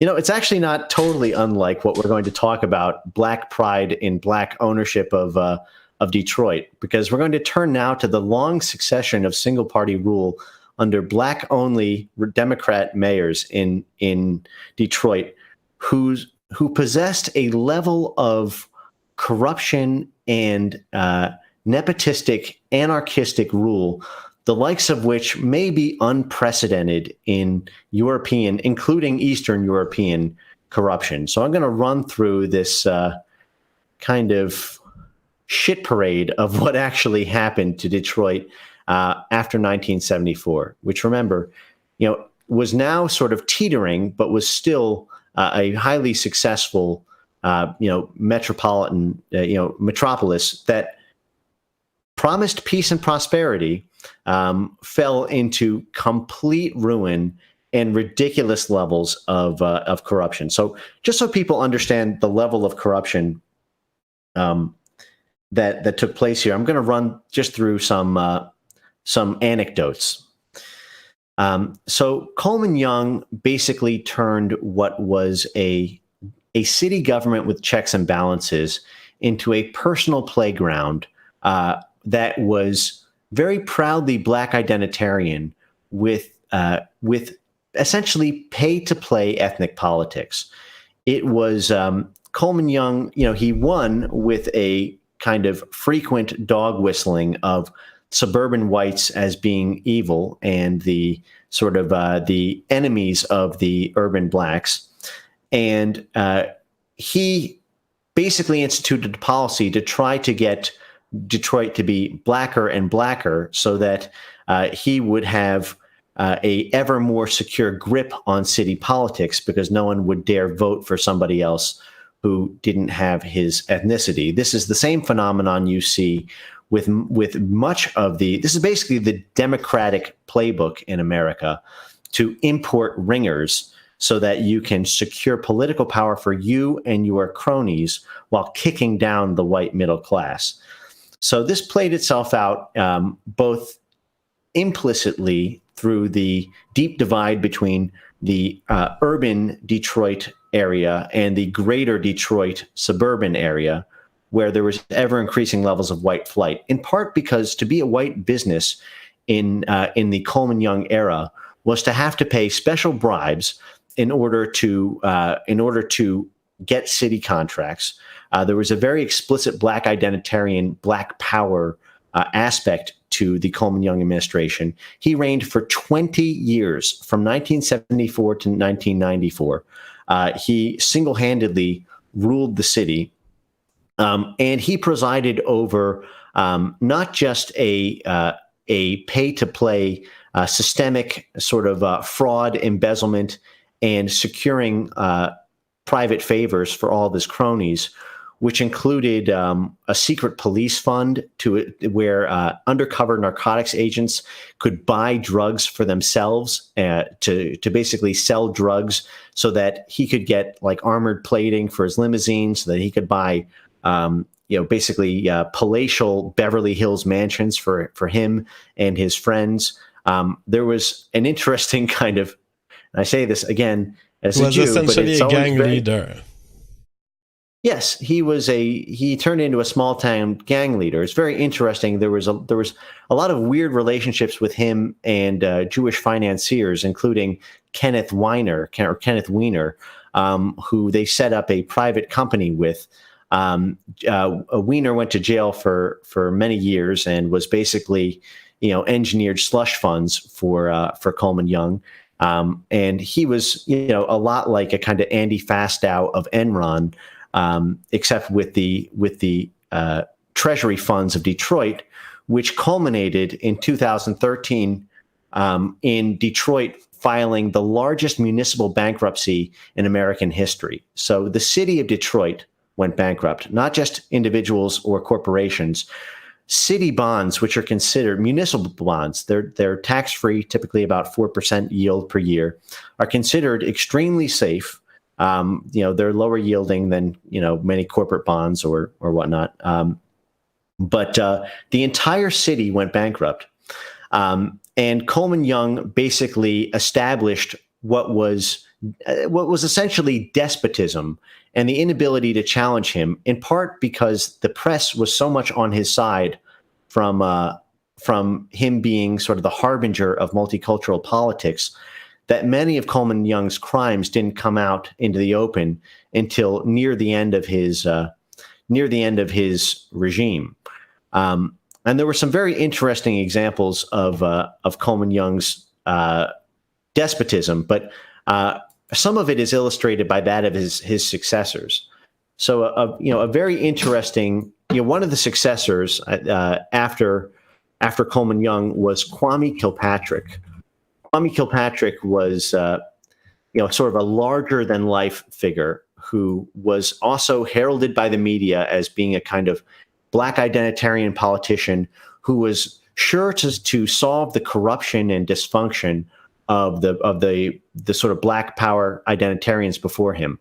By the way, one very interesting symbol of Black identity politics in Detroit was, I believe, the 1986 Black Power fist, which is also sort of called the Joe Louis fist, that was symbolically installed as a art exhibit in the downtown Detroit city center.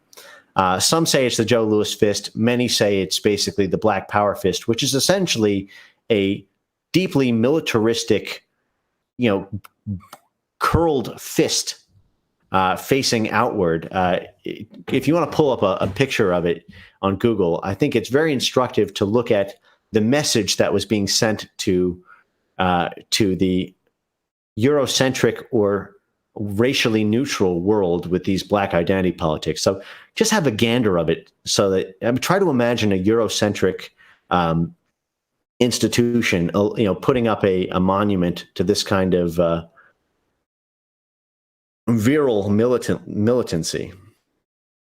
So there it is. That is the symbol of Detroit. Not exactly very welcoming if you are a white person trying to set up a business in the city center every day, walking by a fist whose roots are essentially rooted in dispossessing you of political power. But it is a very thematic symbol of Detroit politics, the racial politics that reigned in Detroit, all the way up until at least what you could argue is 2014. And I'll get to the 2014 aspect in a minute here. But let's talk about Kwame Kilpatrick. Kwame Kilpatrick was, again, he was 6'5", this huge, larger-than-life figure who took over in 2002. And he was supposed to be the end of Black corruption in city politics. Instead, he was perhaps one of the greatest perpetrators of corruption at the most cartoonish levels imaginable. So here's a litany of Kwame Kilpatrick's 6-year, one party reign, which none of which was rooted out for 6 years prior for the reasons that we'll cover. So the first was the city mayor's mansion party that he threw in the fall of 2002, where Kilpatrick held a wild party involving cocaine and strippers at the city-owned residence of the mayor of Detroit, which had stood for hundreds of years. They're former members of the Executive Protection Unit and his own police security detail, trying to be whistleblowers, alleged that Kilpatrick's own wife came home unexpectedly during this cocaine and strippers party and physically assaulted several of the strippers there.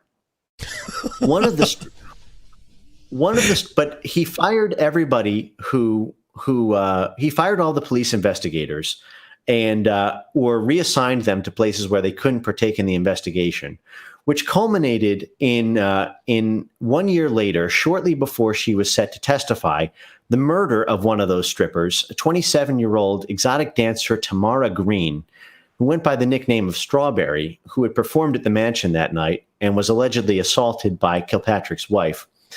Tamara Green was murdered at 4 a.m. at an intersection sitting in her car, shot multiple times with a .40 caliber Glock, which at that time was a unique model that was the official standard issue of police officers at the Detroit Police Department. So this was a sort of hard-to-get gun that was uniquely owned by city police that resulted in the death weeks before testifying against the mayor, when you had what was later found out to be a head of a police department receiving kickbacks from Kilpatrick. So this was widely believed to be a deliberate hit by the police department on somebody who was trying to whistleblow on the Detroit Police Department and the corruption of the Kilpatrick administration. So this was further, brought out into explosion when there was a text messaging scandal involving Kilpatrick and one of the women in Kilpatrick's administration. Remember, he was married at the time, and so is she. But they were caught in a text message scandal where they were sexting each other in graphic detail, discussing sort of intermingling sexting with extremely corrupt city business, including their intent to use city funds to arrange romantic getaways, trading fears about being caught by the mayor's police protection unit, and basically corroborating evidence that the two of them, who were cheating on each other with their spouses, conspiring to fire Gary Brown, who was then the Detroit police chief. So basically, Kilpatrick said that all of this was racism and an attempt to sort of subvert the black rule and domination of Detroit until the text message scandal broke, which was so scandalous that he essentially had to step down from being mayor and was convicted on 24 federal felony counts, including mail fraud, wire fraud, and racketeering. But it's this kind of cartoonish level of corruption that it's very rare in European history to see somebody so boldly. Typically, it's if you have cocaine and strippers, it's not simultaneously intermingled with stealing funds, stealing city funds, arranging for the purchase of private mansions, and all. Typically, those things are sort of separated by a level of decency in the fraud. And we'll see this emerge later with the black domination of the city of Detroit, a city which became a black-only one-party Democrat rule in the 1970s, and to this day has had this is 50 years later, has had nothing but black Democratic mayors. We'll see this with the election of Marion Barry, a man who was mayor, voted mayor by the black majority, was then imprisoned for cocaine and hookers, was then indicted in a sting where he literally said the words, "Bitch set me up," on a wiretape, referring to prostitutes who he was having cocaine with. then went to jail and won a re-election campaign for mayor, campaigning on Black identity politics from prison, essentially. He was a felon running for mayor again and won because he won on Black identity politics, and there was a Black majority who was far more concerned with maintaining Black hegemonic rule than with their own welfare. We'll get to that later. But let's conclude now with the history of Detroit, because there's a weird secret red white pill in the midst of all this. Do you need to pause, by the way? Oh, no, I'm good. I'm just I'm stunned by what we're hearing, and I'm stunned by this is happening in a completely different context than Haiti, but the parallels, they just pop out. There's an arbitrary use of the law.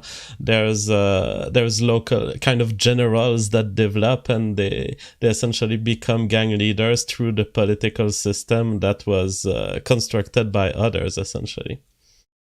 Right. There are the trappings of a rule of law. Again, this kind of European form, but populated by African substance that essentially makes the form relatively African in nature. And again, I'm not condemning. I mean, this is a difference between maybe you and me, maybe, but I do think that, you know, one thing that has not been tested in this is what these Black populations would react to if they were not instigated by sort of white and Jewish profiteers for political power. I mean, one of the sort of unique features of all of this is how these Black populations are angried up by elite white and Jewish profiteers, and then that sort of hot button, that hot potato of Black political anger is then used to institute, you know, a century or half century of Black only rule and either soft or hard white genocide. So, you know, when we can talk about that, but I do think that it is maybe an out card in the deck. What would happen if you didn't have this, this ridiculous, SJW orthodoxy ideology to angry these populations up against white people? I mean, it's an interesting hypothesis. However, I would say it's an hypothesis that we could address in a separate episode, actually, where we would have to look at self-determined African country. Even if we don't find one that was really never colonized, we could find those that were less colonized and where the European culture penetrated less, and we could do a comparative analysis. Right. I would actually love to do that, because one of the unique features of all of these, white genocide revolutions is that they all occur within a 20-year period of a sort of white SJW revolution that the Black revolution sort of hitches onto the back of. It's interesting that there was no revolt in Haiti for, essentially, 100 years prior to that. Same thing in Detroit and Rhodesia and South Africa and even places like Venezuela. But we'll get to that. Let me continue with the wrapping up the history of Detroit. So ever more cartoonish levels of corruption and dysfunction marked the sort of Black rule of Detroit until finally there was a no mas moment in 2013 when the city became completely bankrupt in a bankruptcy so large that it dwarfed the nearest bankruptcies by between 2 to 4 times, depending on how you measure it. It was a seismic moment that everyone saw coming, kind of like a giant iceberg that even the Titanic couldn't turn itself around from. And what was interesting is that in the wake of 2013, it was determined that Detroit could not govern itself. Remember, Detroit owed massive amounts of federal debt to the federal government, and just like any good loan shark, they want their money collected on. And there's a moment when there's money involved that SJW equalitarian multicultural politics slides into the backseat of "Give me my money." You could argue that "Give me my money" is the impetus for the SJW politics to begin with. But essentially, white rule was all but instituted in Detroit beginning in 2013, 2014, because of the mass dysfunction that was going on in Detroit. Their city councils were overhauled. There was an emergency manager put in place He was considered to be a puppet of the white government. And then in 2014, a white mayor was finally elected after 40 years of black rule. And I believe he even beat out Coleman Young Jr. In that vote, which itself was highly controversial and viewed by the black population there as being white neo-colonialism. And what was interesting about Detroit then is that this advent of white rule through the emergency manager and the sort of white control of city government again, there began to be a renaissance in Detroit. There was a kind of hipster renaissance there on par to what happened in Washington, D.C., beginning in 2011, and many parts of Brooklyn, where there was mass gentrification, and you started to see these relatively poor white populations come in because of just how dirt cheap all the properties were, combined with lots of money given to private developers to create. Have you ever seen that South Park episode? It's a classic. It's like where they talk about Whole Foods and the genocide. And I'm sorry, the not genocide, the gentrification of places through the strategic use of Starbucks and Whole Foods. It's amazing. I can imagine. But basically, everything's given a acronym for what the city actually is. And it's basically an invasion of a combination of pioneering whites who are in it for bargain dumpster prices and wealthy white and Jewish speculators who come in and seize black land and institute a kind of military zone through well-financed private police that patrol blocks at the demarcation zones between white and black areas. This is a hugely controversial and hot point between white leftist liberals and black leftist identitarians, which is one of the reasons that black identitarians consider white allies to be the worst people of all, because they emerge as the sort of wealthy neo-colonialists from all of this. You have white demographic genocide of the middle class, but an ever-increasing, wealth that accrues to these sort of white and Jewish real estate and speculator vulture classes that then swoop in, which is one of the reasons that these black populations never get richer at the end of the day. Like, these gaps never close. They don't get richer from having black rule, and they don't get richer from having white allies step in. All the money ends up going to the Clinton Foundation, archetypes, as what literally happened in Haiti in 2000, in the 2000s, when there was the, Clinton neo-colonial invasion of Haiti and the usurpation of federal funds that should have been allocated to Haiti redevelopment. The same thing happens in all of these black jurisdictions. This was pointed out by Trump in the election, saying Hillary, she has taken many villages in Haiti.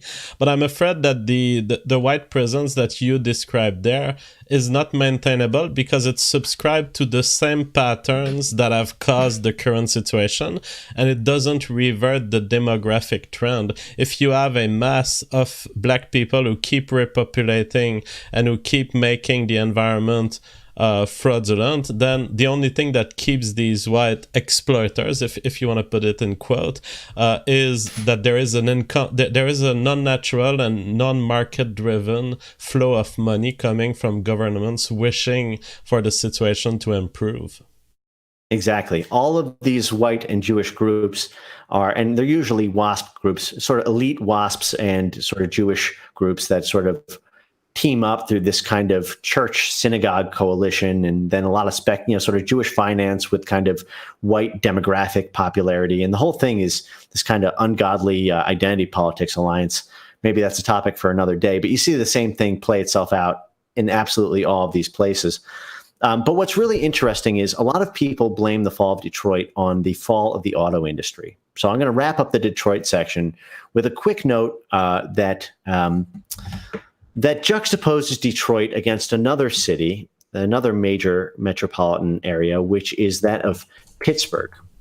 So Pittsburgh has a history that is virtually identical to Detroit, except one control on the multicultural experiment, which is that it didn't become multicultural. Pittsburgh went through a deep depression in the 1970s and 80s, much like Detroit did, because the steel industry in Pittsburgh became non-profitable due to international competition and due to many of the same economic forces that made the industrial era Pittsburgh competitive, whereas the modern era Pittsburgh was not. So they both went through this depression, but one of them emerged as tremendously successful, to the point where Pittsburgh is now widely considered one of, if not the most livable city, the most successful, profitable, highest standard of living city in all of America. The Economist recently ranked Pittsburgh as the most livable city. And it is now an economic hub. It has rebranded itself as a tech hub, as an IT hub, and salvaged much of the sort of steel industry to diversify itself extremely well. And Pittsburgh's demographics are white. It is much like Salt Lake City. It is one of the few white metropolises that never went through this white genocide process. I think, according to as of 2017, something like 67% of the population is ethnic white, which is, and that's white, not just white, Asian, Hispanic. It is really an overwhelmingly white city center, and it did not suffer the way Detroit did, despite having the same conditions. So that would be one data point. If I were to take, your side on the general theory of the world, that I think would need a very deep dive in trying to debunk, because there it certainly seems like demographics alone were destiny. Absolutely stunning comparative analysis there. Are you ready for us to look at some crowd reactions? Yes, I am.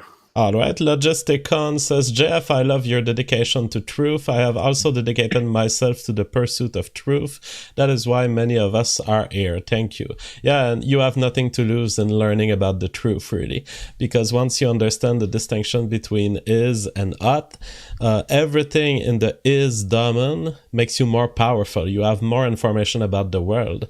Then your goals can be set, your political goals, but really, obfuscating the access to reality is almost never good. I would argue there's one case where it's good. It's if we are developing a weapon that could kill all of us. Then we might have a moral imperative in not knowing, but that's the only case. Alze Media says, shekels for JF and Frame Game. Great show. Thank you for the great donation, Alze. The Papa says, ask Frame to clarify why he wants to help whites. Sure. I mean, I want a world for my grandkids. I mean, this is like really, really simple. Like, this is why a lot of Jewish people who aren't as brave as me, and a lot of Hispanic people, write to me with the exact same philosophy. Like, I actually, when I was in Hebrew school growing up, I thought that America was this like white, Gentile, culturally dominant. I thought that white Christian values were the safe and secure eternal norm of America. I mean, I was raised to believe that, my Jewish family, which was apolitical and totally, I think patriotic. I mean, voting for Trump, not like obsessed about Israel or whatnot. That's my immediate family. My family friends are, another story. But we were raised I was sort of raised with the concept of Jewish people as being like extremely well-treated guests who enjoyed equality under the law. Like it was not made clear to me until until I arrived at university that there was something weird happening to the dominant culture, and that there was this incredible underbelly of identity politics driving it, and that had been driving it for 100 years, which is part of what JF and my series is dedicated to making precise for you guys, the audience. But look, there are very simple reasons why I want to live under a sort of Anglo-Germanic legal and cultural system, and why I want Black and Hispanic and Jewish groups to assimilate into that rather than vice versa. It's because it's the best place to live. I mean, it's not because of an eternal and undying love for white people. Sorry, I mean, love you guys, but it's just that's not the prime motivating force here. It's because people do better in that. Everyone does better in that system. Black people do better in that system. Jews in Israel make like $36,000 a year, whereas in America they make over $100,000. It's not even close. I want a society of doves. It's prisoner's dilemma. It's game theory. It's a total net value higher for everyone. And in my opinion, what's killing it is this racial Marxism, this racial communism ideology that grew out of the Frankfurt School, which is made absolutely explosive by demographic change. So, you can stop that, that effect where my grandkids will grow up in Detroit or Haiti or, St. Louis or Washington, D.C., or any of the places we're going to be talking about tonight by changing at least one of those two variables. And JFMI series is focused on demographics because you need both. This is the right attitude for any minority. Even me, I'm a Quebec nationalist, but when I decided to live in the US, and I changed my mind, but when I was in the US, I was like, okay, I'm going to live in an English society. It's going to be English. I'm going to raise my child in English. And the reason you join a society is not to undermine it. So the rational choice for any migrant who chose a society should be to try to preserve the aspect of this society that made it, that influenced his choice in the first place. Christopher Murray says the French and the Irish did the same thing in Montreal. The French would barricade the streets to the workplaces to fight the Irish off, and the Irish fought to go to work. They then ended up mixing. The parallel is very permissive because there was a little bit of conflict, but it didn't last very long, and it didn't devolve into the situation that Frame Game has described for Detroit. Alcyon says diversity by gunfire, diversity tourism. I sense some new memes coming out of this discussion. Well, these are themes that Frame Game has been exploring on his channel for a while, so those are not new names, I believe, and you should all go subscribe. His link is in the description. RK says, what has been said of Detroit can be said of Gary, Illinois. I don't know, that's Indiana, I guess. It went from 180,000 and the crown jewel of Indiana to Mad Max Beyond Thunderdome. Undisclosed says Frame is right about fire and police departments. They are hiring for diversity and equality instead of hiring for merit and competition. It's lowering quality of service and discriminating against white males. Camera Sport sends us $20. Thank you so much. Coke, someone's ears just perked up, but I will not read the name that you wrote there. Meta Voyet says Kilpatrick foreshadows Gariepi in his uncorruption. Are you accusing me of being corrupted? Everything I do is public. Electric Meshas, $25. Thank you so much. But we're going to be replaced by Hispanics, and they think we're cool. That's actually a question, Frame Game, because you had to take cities where events actually occurred and that we have documented. There's lots of cases of black replacement of whites, but it may be interesting to look at, are there other types of replacement of white that we could study in future episodes? Yes, there are. In fact, Venezuela is a very interesting example of this. A jurisdiction that used to be white and was basically it was the breadbasket of South America, and then through basically ethnic displacement of the white population in Venezuela, went through the enormous economic collapse by virtue of being displaced by Latin ethnic groups. Right. So you see a very similar thing with the cynic would say, when you import Mexico, you become Mexican, and there's a lot of these this sort of explosive combination of a changing aggregate genotype, a collective genotype, and the inherited cultural values and preferences that set in motion, a really snowball effect that, I don't think, unless it's one of the reasons that Mexico itself has laws that prevent it prevents any upsetting of what they call the demographic equilibrium, which is the same immigration law that the U.S. had in place until 1965, which I believe came from like the 1924 Immigration Act about not having more than 2% of any ethnic group being able to immigrate into the country, to not create the ethnic warfare that comes from rapid demographic displacement. Mm-hmm. And to create the stability of culture that is inherent to having, or at least in large part inherent to having, stability of the collective genotype, if you will. But JF, I do want to, just so you understand what we're facing here with the diversity industry, the last link that I just put in the lobby, if you want to pull that up on the screen, one of the super chatters just mentioned what happens to these firefighters and police departments that happens with these discrimination shakedown suits. So if you just pull up maybe like the last one, the archived link, so you'll get a sense of just how huge these settlements are. This was a $98 million settlement, right? That's $100 million as a settlement, not even as a court judgment, JF. That means if they lost the court judgment, it could have been $1 billion. But that's $98 million.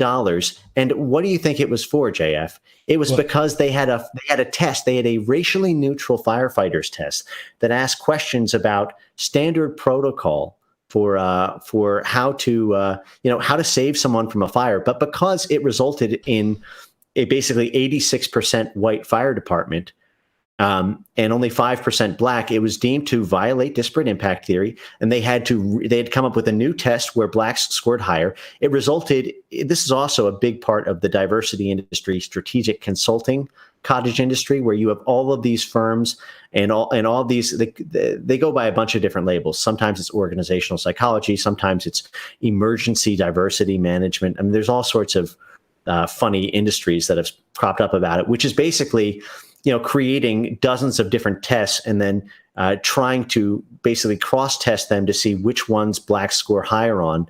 And then even if they're totally absurd, which often results in the most insane lowering of the bar possible, just so that everybody gets accepted to the test, so that they can then apply affirmative action laws to have in the appropriate numbers of racial minorities. It's the same thing motivating a lot of the pass-fail grade systems in education, so that more people pass, so that you have less dropout rates for different. I can get into that another time, but I just wanted you to understand the scale of this. This is one jurisdiction alone. They've been sued multiple times, by the way, JF, and every time it's like $100 million settlement. It's extortion.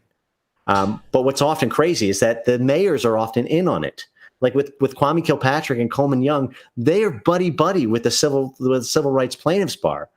So they'll often, get kickbacks from these racial discrimination lawsuits. It's really, truly sick. So that's more artificial driving of money that goes into pockets. I think that this case led to individuals being reimbursed. So you have money going against the free market, and all of the incentives that keep a society wanting to create stuff, they disappear, because now the money goes around in random fashions like this. And when in other cases it gets distributed to the community, it's even worse. Then you get incentives for people with a sociologist background or psychologist background who are not successful in their own business. They get incentives to drag part of that money by making community work, and it absolutely destroys the natural mechanism in a society that makes people want to innovate and want to find stuff that will actually make economy progress.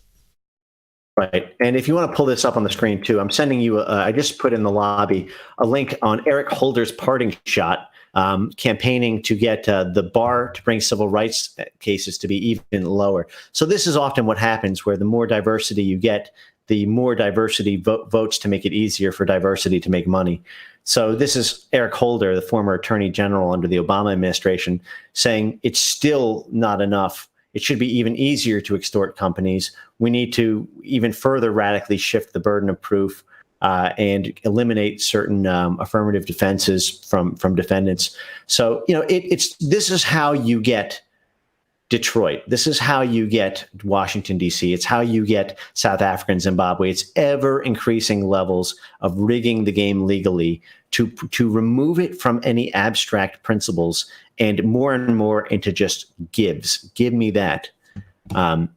So anyway, I thought that would be a useful data point to throw in there. Let's turn quickly to Washington, D.C. Yeah, just because we do that, just before I have a few super chats. Camera Sport says Mayor Marion Barry's popularity among city residents has dropped to its lowest point in 5 years. However, Mayor Barry insists he has no interest in polls or, for that matter, anything else that isn't crack.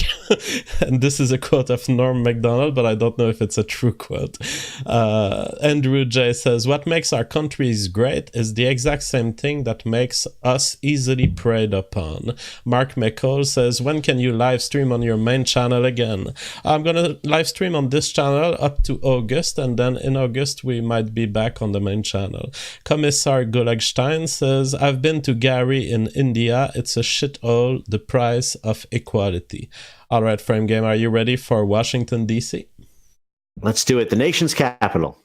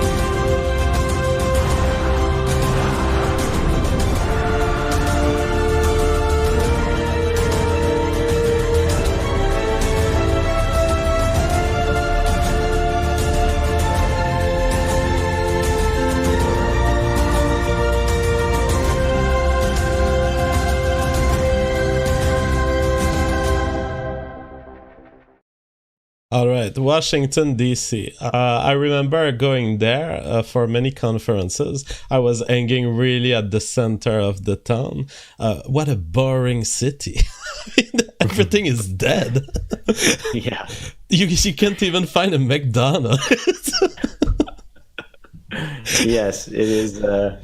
Same. Every building's the same height, and it's a city that has had a very up and down history. So, one thing we can be grateful for is much of the gentrification that happened to DC, because it used to be absolutely insane. And I'm going to talk about the history of Washington, D.C. now, the demographic history. So, our nation's capital was in 1940. 71% of residents were white and 28% were African American. By 1970, 30 years later, those numbers completely flipped. 71% of residents were African American and 28% were white. So it was a full-scale swapping of populations within a 30-year period from the 1940s to 1970s.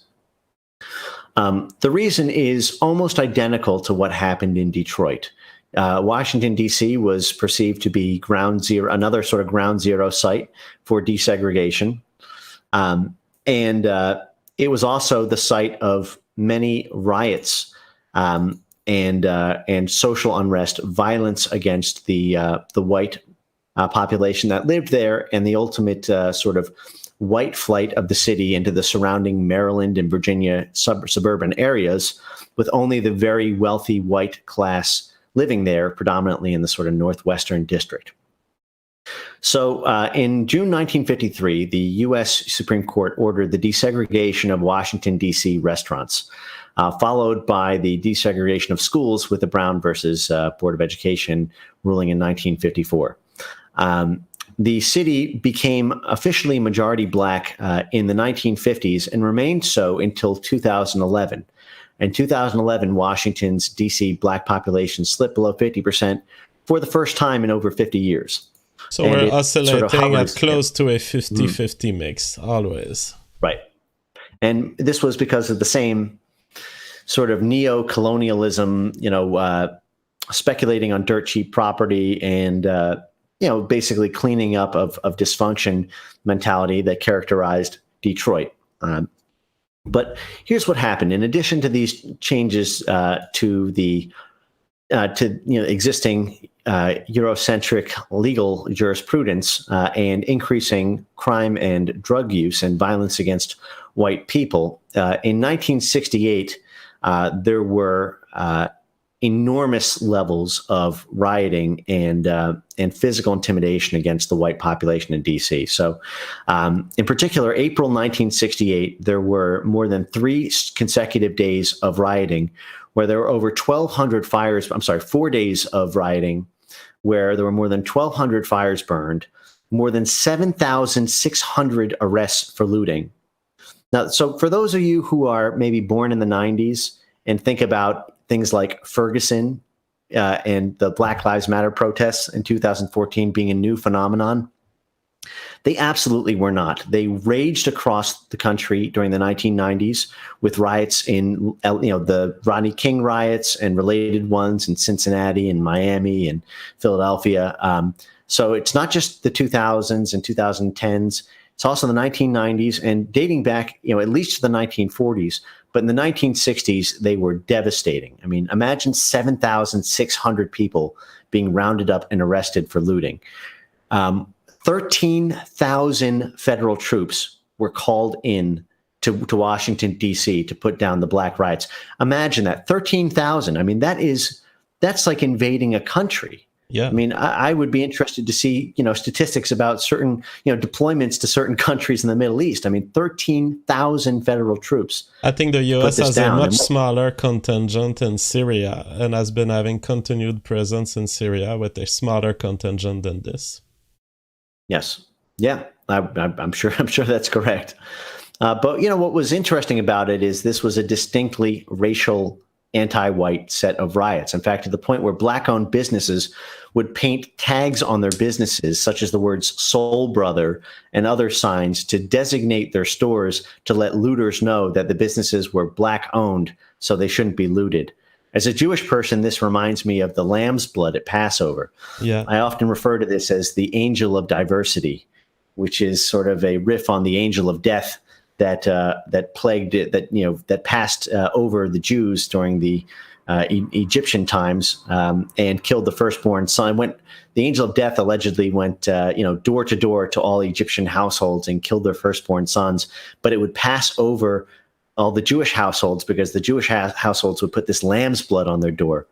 So this is one of my general theories for white progressive SJW signaling, which is to provide a sort of lamb's blood so that they don't get murdered or demonetized or deplatformed by the SJW power structure.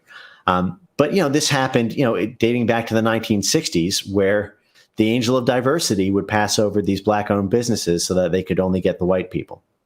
So this is what happens, though, because there was not a white demographic majority to resist it, and there were Black mayors in play. I'm sorry, the Black mayors really were elected sort of beginning in the 1970s with, a string that continues, uninterrupted string that continues to this day.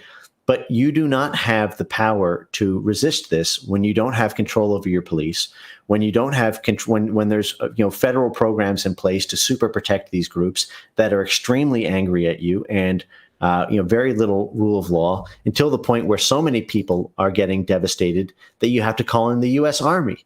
And by that point, do you really still want to live on your block? What happens when the Army leaves? This is the choice that white people had to face in the 1960s in Washington, D.C.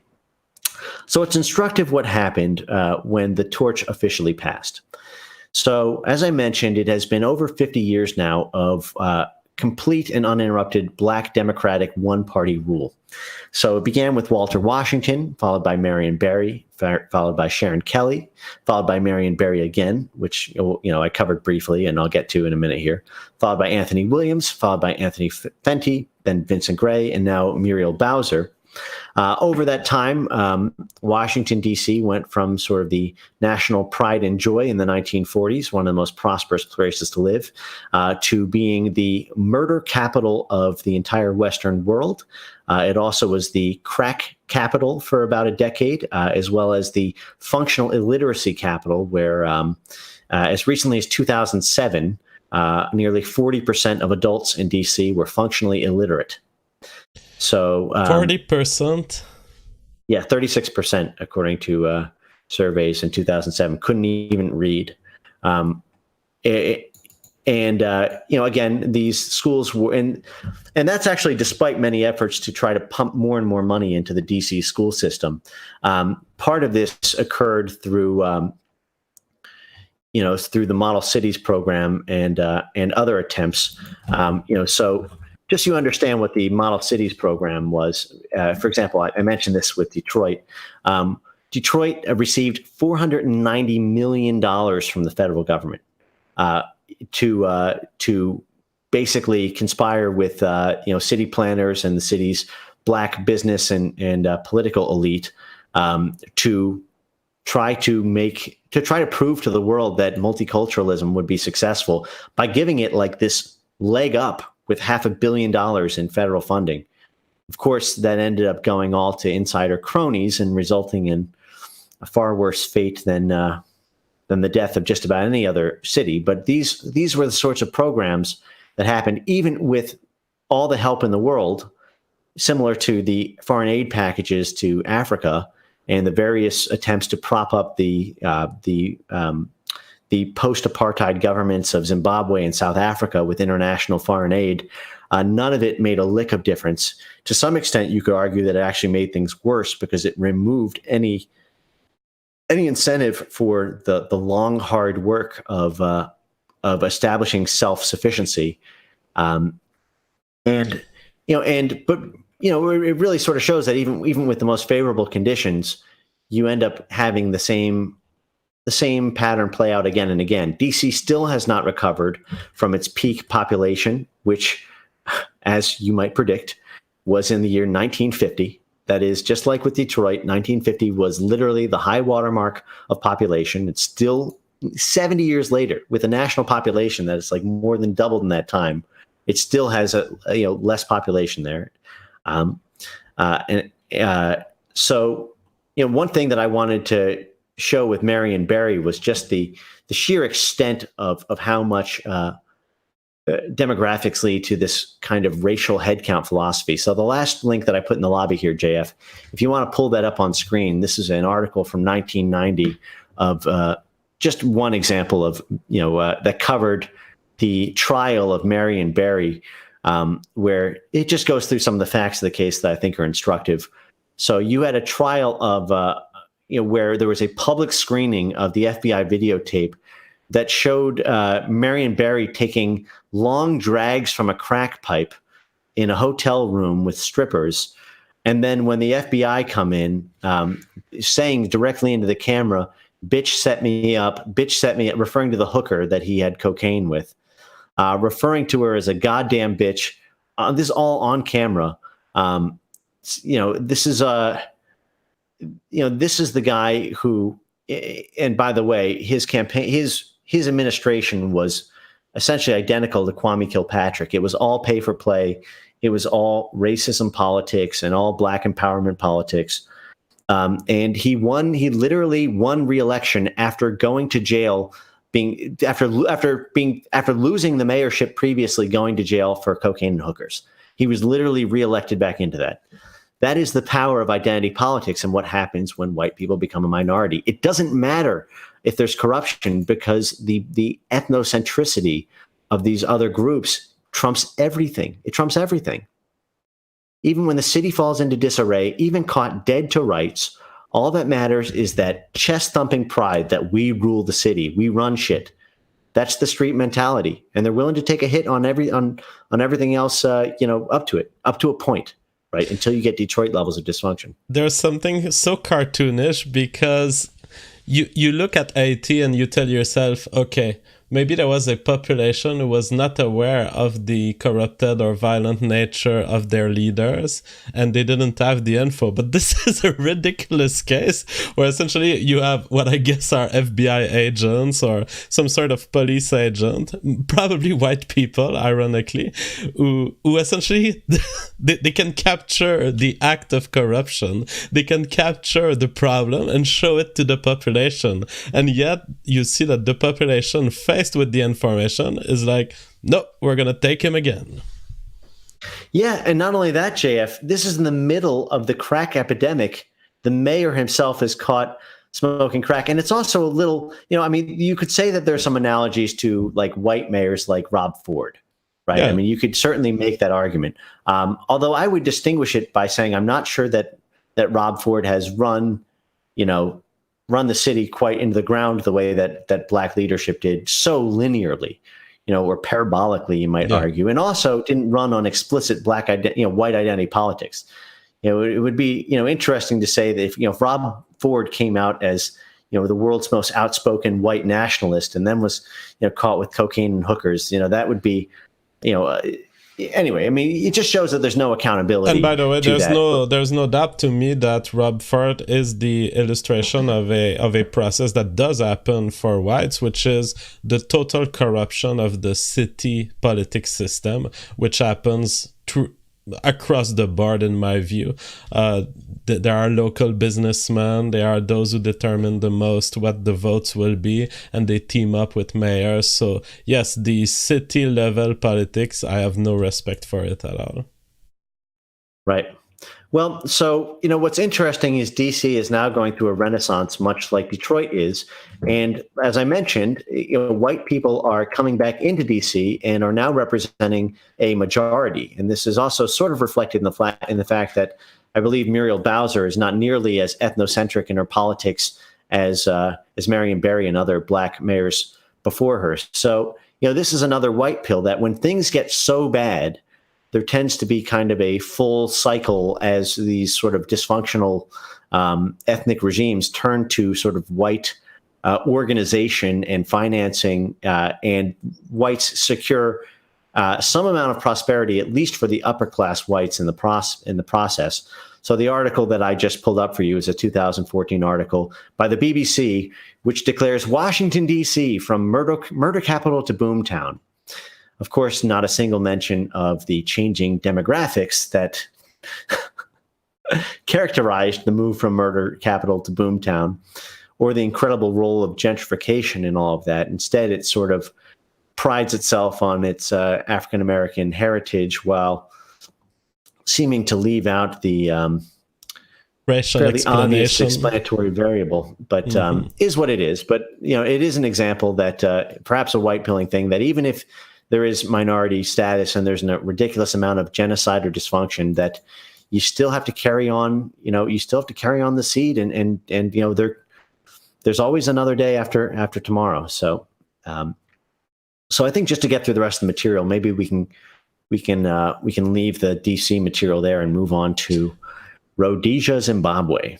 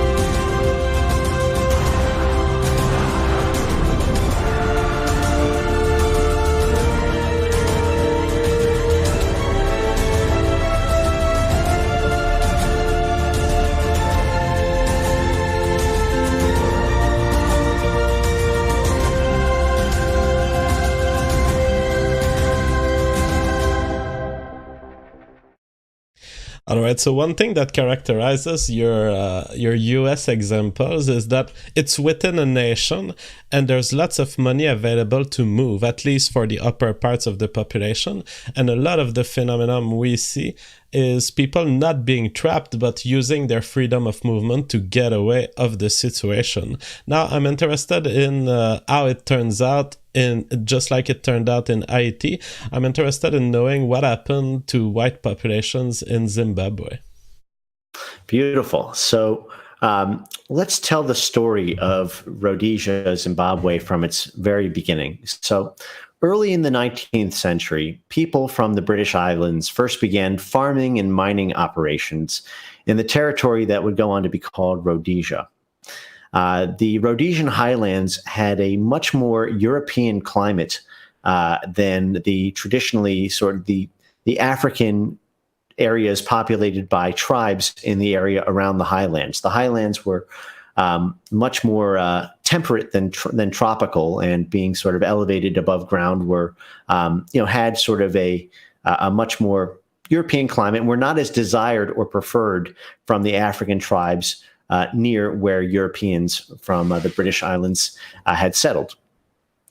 And on these highlands, the Rhodesians built gleaming cities that would become the breadbasket of Africa. Many pioneering Brits moved to Rhodesia in a similar way to the move to Australia after its initial penal colony foundations, and much like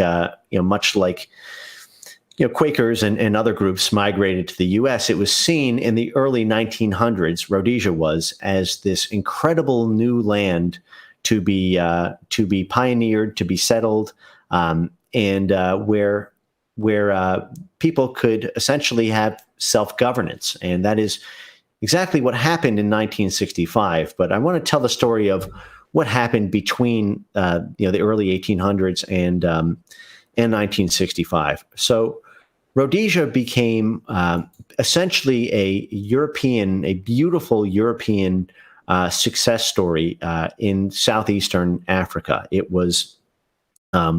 had tremendously successful farming and export operations, and they hired people. Black Africans came to Rhodesia as farm workers, because as farm workers they had significantly higher standards of life than anywhere else in Africa outside of arguably South Africa. So people, African populations of different tribes migrated across Africa to make their pilgrimage to be essentially labor workers, very similar to what Mexican immigrants are to being agricultural workers on southern plantations across the continental U.S. They were economic migrants. And under the then Constitution of Rhodesia, they did not have voting rights. They were essentially workers who were sort of permitted onto the land, but did not enjoy full rights of citizens as the Europeans who had who were self-governing and importing labor, essentially. It's interesting to note, and I think maybe it's intellectually honest to note, that there were early clashes between the European people who settled on the Rhodesian highlands and nearby African tribes, but not nearly so much so as African tribes fighting each other. And what happened was, particularly between the interwar period, tons of people, seeing the success of Rhodesia in the early 1800s, moved from Europe to Rhodesia, thinking that it was the future. It had the richest soil. It was largely independent of British rule. There were many freedoms. It was like moving to California if you were in the U.S.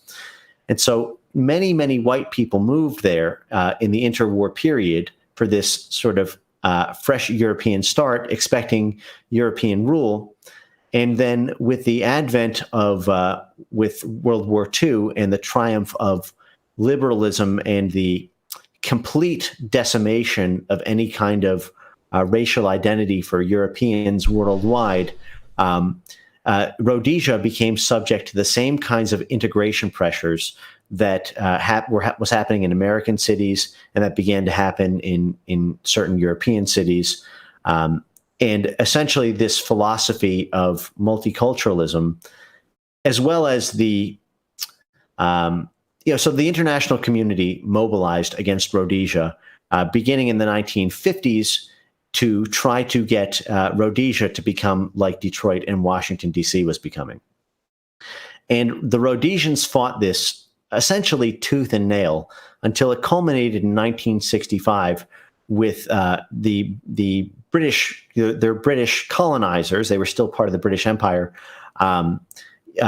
ordering them to make everyone equal citizens, which would have had the effect of creating instant black identity rule, given that black laborers vastly outnumbered the white settlers to the tune of 300,000 white people to 6 million black people. So that's what, like 20 to 1. So it was vastly more.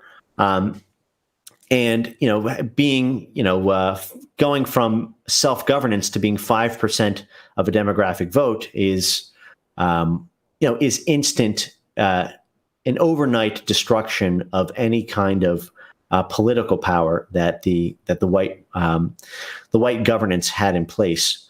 So they fought the British and the international community from 1965 until 1979.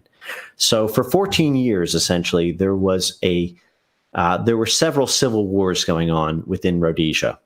The first was the white and Jewish sort of overclass and international elite that put an incredible amount of economic sanctions on Rhodesia to try to pressure them to adopt adopt integration. Very similar to the penal provisions of the 1965 Civil Rights Act in America and of the economic pressure that was put by the federal government on municipalities like DC and Detroit and many others, as well as sort of tacit military threats, including through the explicit funding of black paramilitary groups within Rhodesia that would conduct terrorist operations, blowing up white churches, blowing up white schools, blowing up white buses. So you had, again, the economic embargoing, the attempt to economically bankrupt Rhodesia, which was fairly successful into the late 1970s, and coupled with the 1-2 punch of essentially doing what the U.S. is now doing in Syria, with funding groups, or what Israel is arguably doing with ISIS. Essentially, I mean, that's a debatable point, but I say that somewhat hyperbolically. Okay. Which is to essentially support your military antagonists while bankrupting you economically, to create division within your ranks so that some white people will get rich off of acquiescing and all the dissenters will be crushed either militarily or economically. So much of what you see with the sort of white eventual acquiescence to black rule in 1979 in Rhodesia was birthed by the fact that many white politicians were basically bribed to get rich off of selling out white, the white underclass who depended on their political betters for representation. And by the way, again, I make no normative judgment about rule in these areas, but it is very instructive to understand just the facts and what has happened to these white populations. Because much like in Haiti, and much like the arson, violence, and terrorism of white populations in American urban city centers, the white population in Rhodesia was absolutely decimated and terrorized with the same sort of brutal raping, necklacing, torture tactics that characterized the Haitian uprising in 1789, and the same tactics that that characterize what we now know as the genocidal farm murders of South African families that's going on today. And what's also instructive is that they lost this war not necessarily because of their own sort of inability to fight back, but because of this deep alliance between these poor but heavily numbered, angry non-white ethnic groups and a combination of Jewish and Protestant, financial sources and arms running, as well as a ridiculous level of international media pressure. So finally, in 1979, we get to this eternal sort of theme of white people being promised peace and prosperity if they just let go of self-governance. So in 1979, with a sort of very split population, Rhodesia relented, and with assurances locked up from England, who they had formerly separated from, and the United Nations, that their standard of living would improve and that the international trade embargoes would be lifted, they acquiesced to a representational democracy, which promptly resulted in one of the most historic economic collapses ever before seen. So it got to the point, the standard of living of Black Zimbabweans dropped by, I think, something like 15 years, despite like an extra, 20, 30 years of advanced modern medicine. So you had a rapid drop in life expectancy, an absolutely enormous rise in crime, the complete collapse of the legal system, and street justice emerged. A full 20% of the population had contracted HIV by the height of the AIDS epidemic. 20% of an entire country. Everything was renamed from European names, like Salisbury, the capital, was renamed to Harare. Rhodesia was renamed to Zimbabwe. It's very similar to the renaming of U.S. streets, so that any major city center you see now in a large metropolis with a Black majority, you're going to see Martin Luther King Boulevard and Malcolm X Boulevard. The same thing happened to Zimbabwe. And economically, they were absolutely decimated. I think they experienced something like hundreds of millions of percent of inflation, to the point where, a dollar was essentially, they printed $1 trillion notes.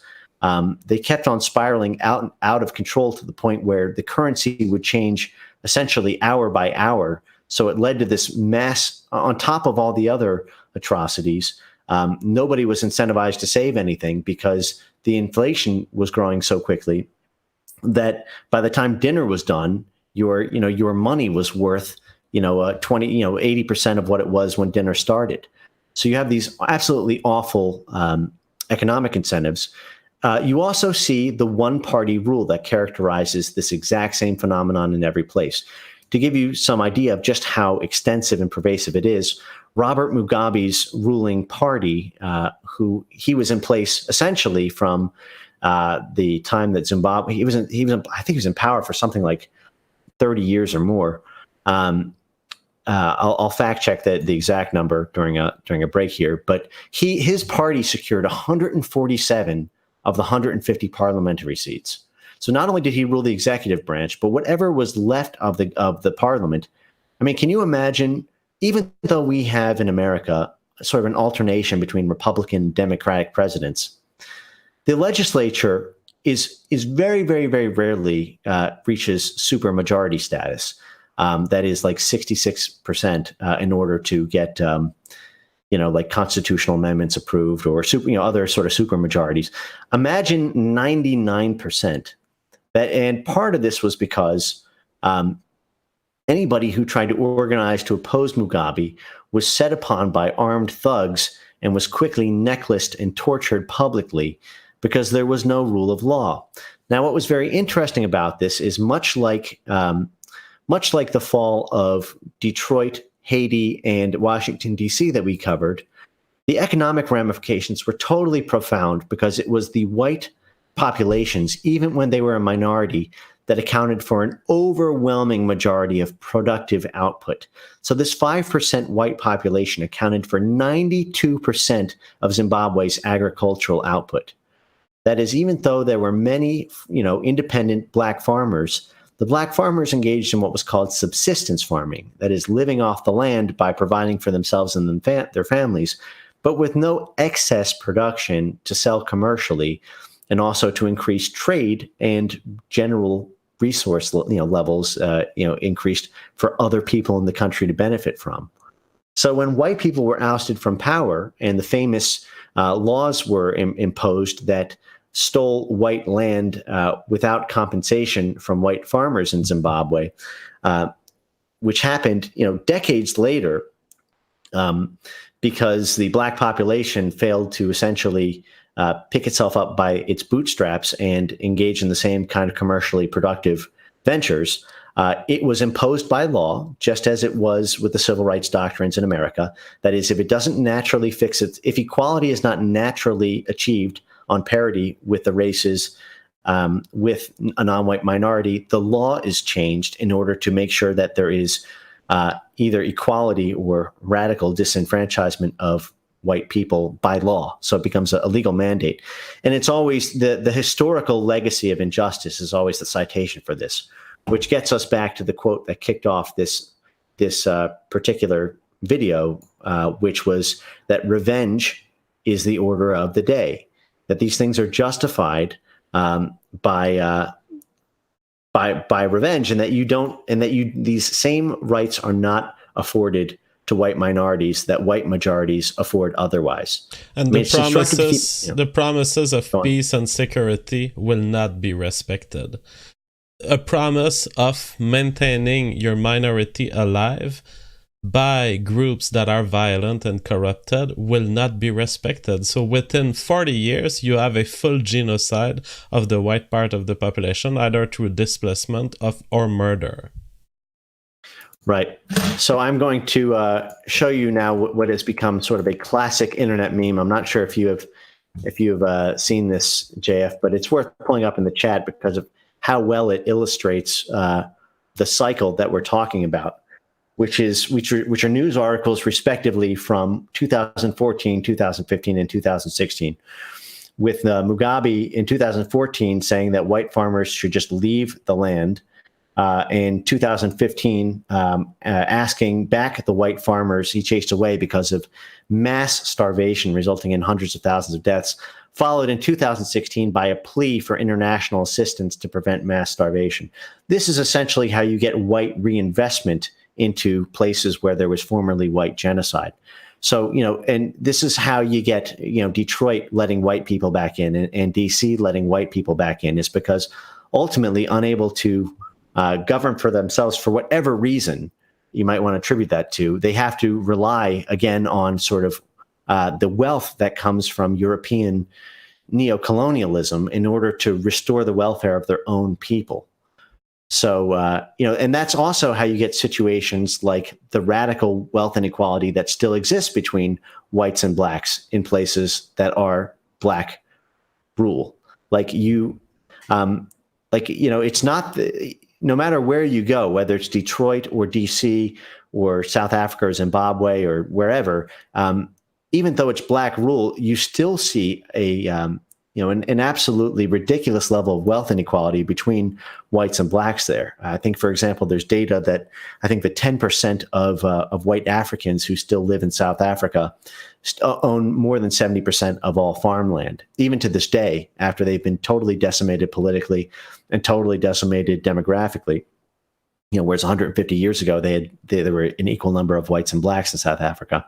But there's still this wealth inequality because black political leadership is dependent on elite white resource production.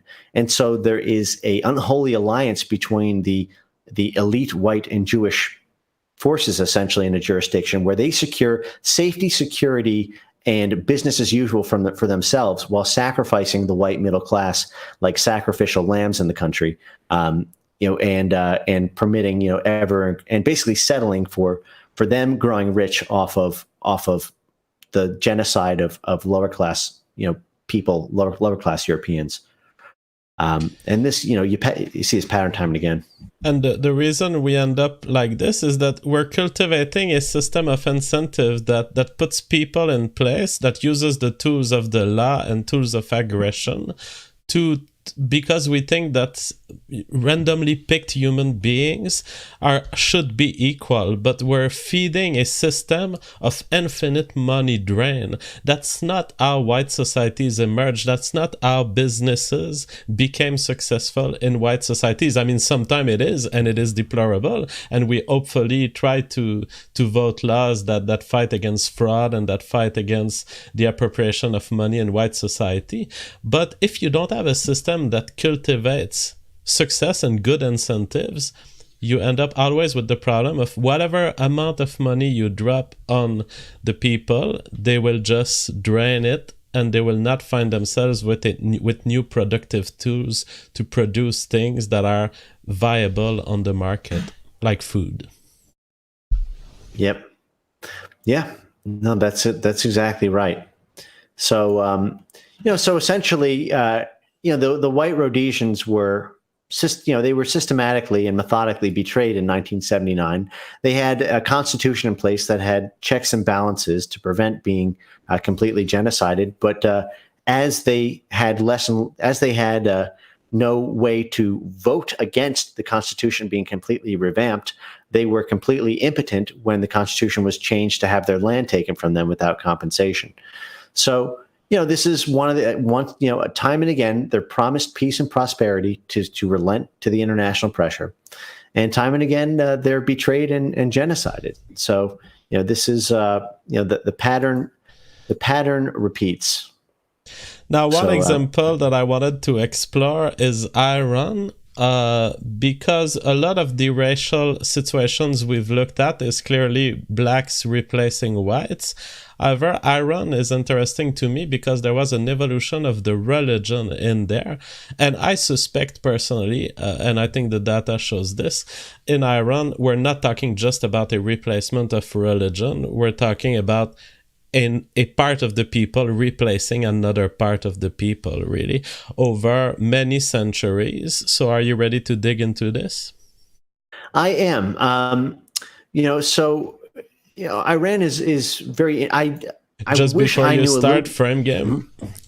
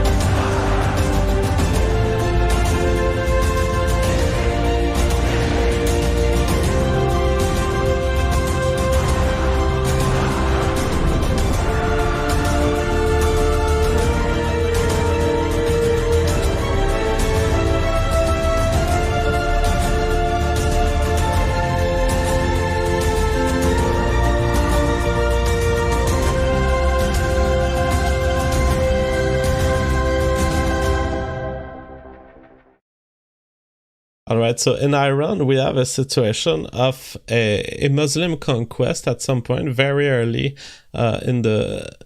between the first century and the 6th century. There were many fights for Iran. It ends up being dominated by Muslim forces. However, what's interesting to me is the following of the dynamics of a country that has been made Islamic, but that actually bounces between drives to liberty and to a certain form of Americanism. It's hilarious when we look at the pictures of Iran in the 60s. I mean, they look like American hippies. But then you see the progression of a force of Islamic enslavement and Islamic authoritarianism that is quite striking, such that right now you look at Iran and it is not what it used to be 40 years ago.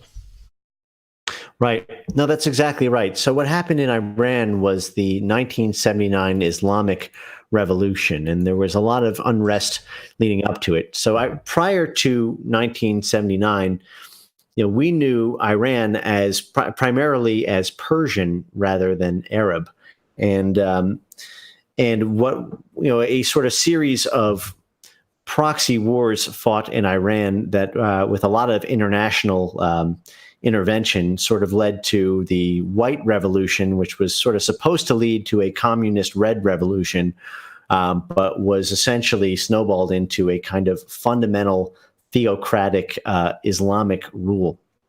And, it's instructive not just to look at, might be fun actually fun might not be the right word, but it might be interesting to pull up for the chat some of the pictures of Iran in the 1960s and 70s versus Iran in the Iran today. I'll try to pull up a Google link. But for those who were born in the 1990s, it's easy to look at places like Iran. Yeah, look at that. And think that, it was always wearing burqas and always, having a broken economy and inter-ethnic warfare, which characterizes a fair amount of Iran right now with, you've got the Persians, but you've got sort of like the Kurds, the Turks, a lot, sort of a smorgasbord of different Arabic groups. And that kind of tribal warfare that characterizes a fair amount of modern Iran was not really the case when it was a monocultural Persian country, where depending on, I'm curious on your take on this, JF. I mean, on the what is white question, where do you put Persians? Putting Persians in the white race comes from the categorization really of humanity in Caucasian, Asian, and blacks. If you do that, and if Caucasian is your definition of white, then Persians do fall into whites. They do fall like a progression of people in the Middle East, which when we talk of it in biology, we think of this region as the Caucasus, actually, this whole region between India and North Africa. So yes, they are white people in the sense of being Caucasian. However, whenever I define white, and because of the large genetic diversity in this part of the world compared to Europe, when I define white, I define it much more restrictively. And usually in science, what we say is white Europeans to talk about the genetic cluster I'm talking about, which is a circle around Western Europe and up to Central Europe, and even sometimes excluding Slavs and Russians. So it all depends on how you want to draw the circle. But it's definite on the one end that if you wanna divide humanity in just three races, then you're gonna have to include the Persians and Caucasians. But if you wanna really come to the essence of white Europeans, the people who look like Vikings and French people and English people, then you're gonna have to exclude them and say, well, they are Middle Easterner. Right. No, that makes sense. I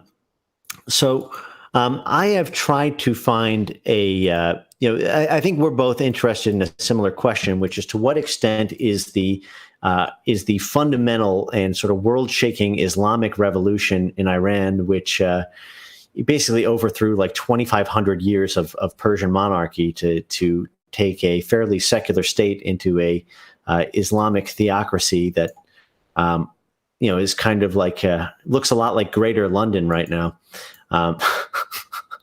To what extent is that purely ideological versus a result of similar kinds of ethnic tribalism that characterized European populations being displaced in some of the other areas we covered.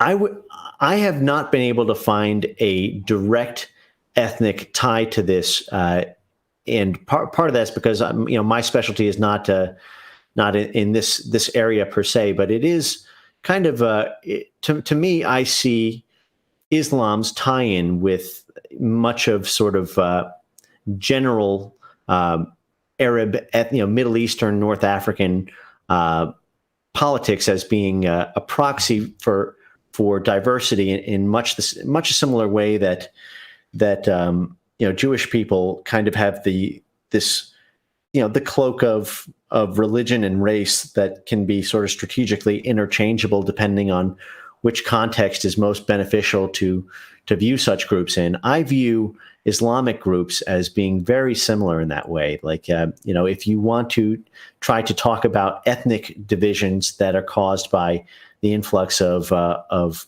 Islamic migrants into Europe or Canada, people will say, well, Islam is a religion, not a race. And if you want to include people in diversity quotas or in diversity Pokemon points, so to speak, you will make the play for there being racial equality by extending affirmative action programs to explicitly sort of Muslim racial groups. It was obviously viewed as a racial ban when Trump banned.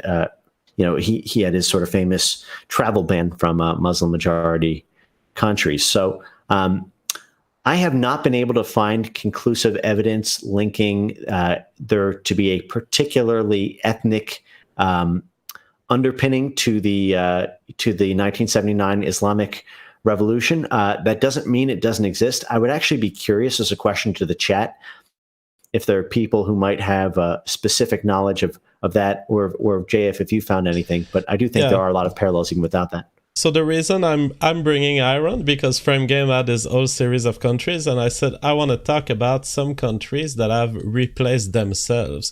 So the story of the domination of Islam in Iran is often viewed by intellectuals as, okay, there's an ideology and the ideology dominated the people.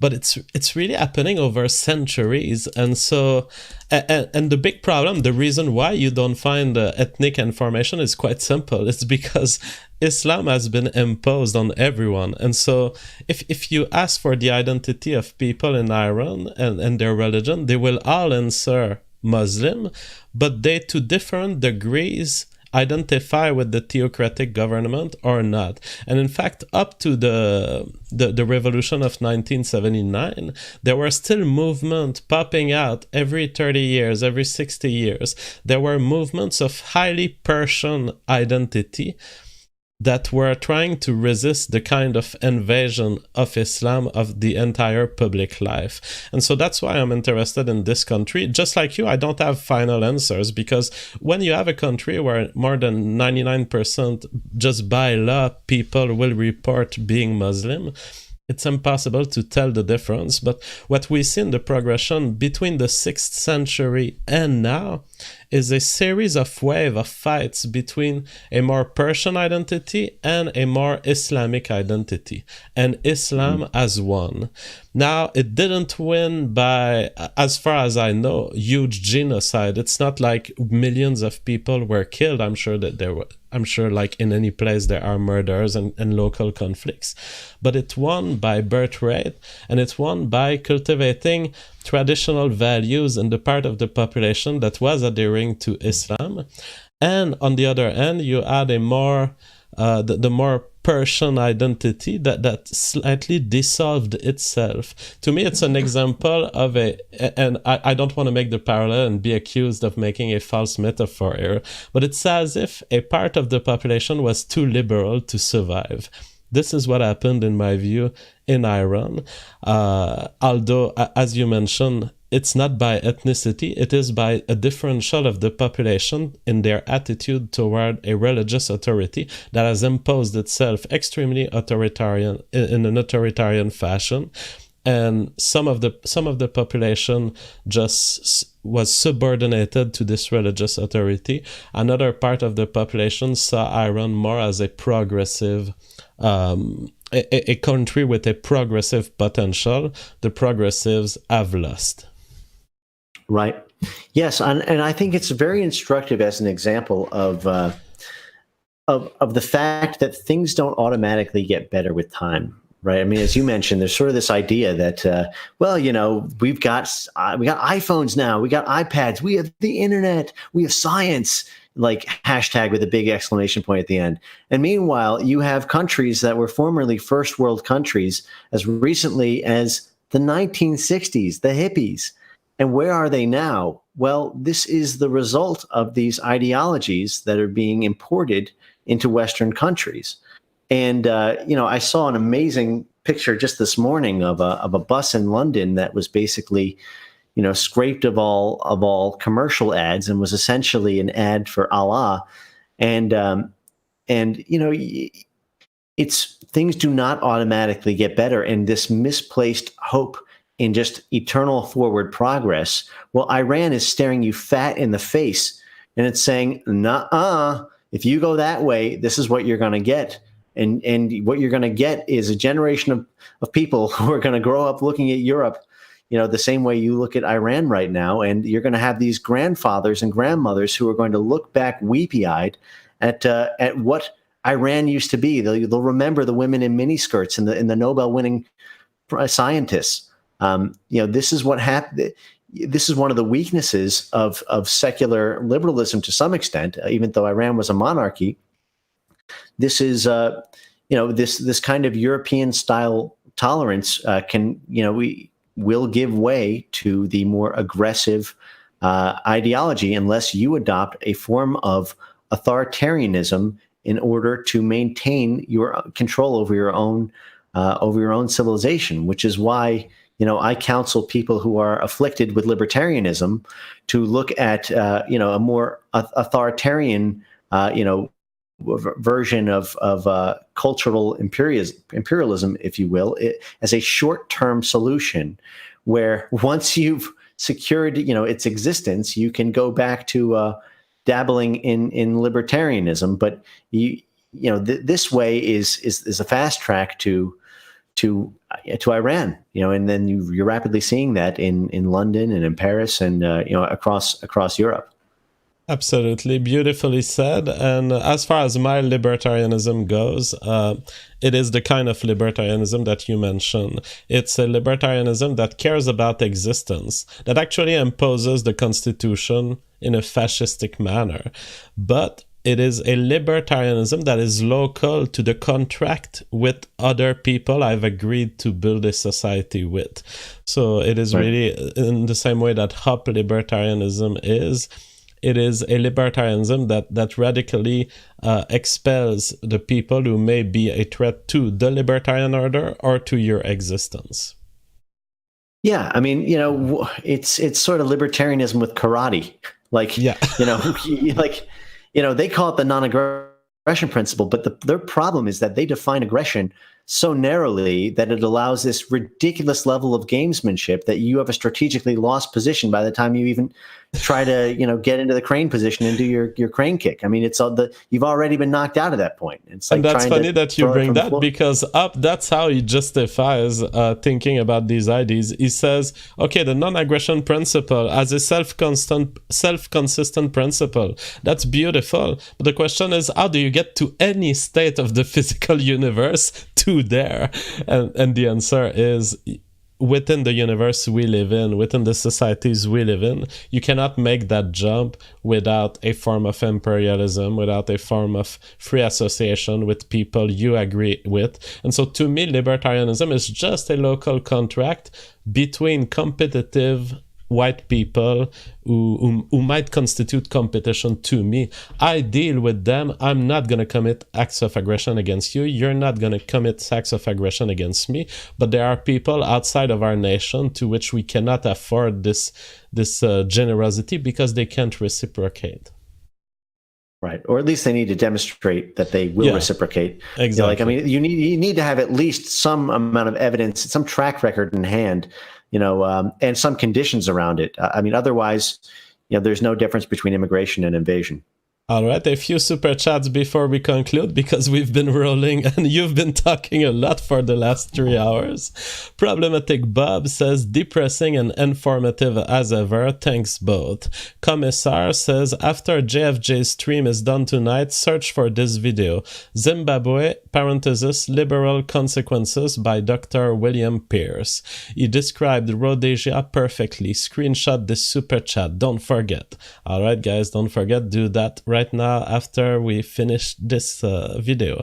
Camera Sport, $50 US. Thank you so much. Awesome stream. Frame Game would destroy Shapiro, Peterson, etc. because they can't acknowledge demographics. Ironically, because of political correctness, something they make their living mocking. What a beautiful comment. That's the problem of the modern society, that our intellectual elite is unable to speak of the most important thing for the survival of people.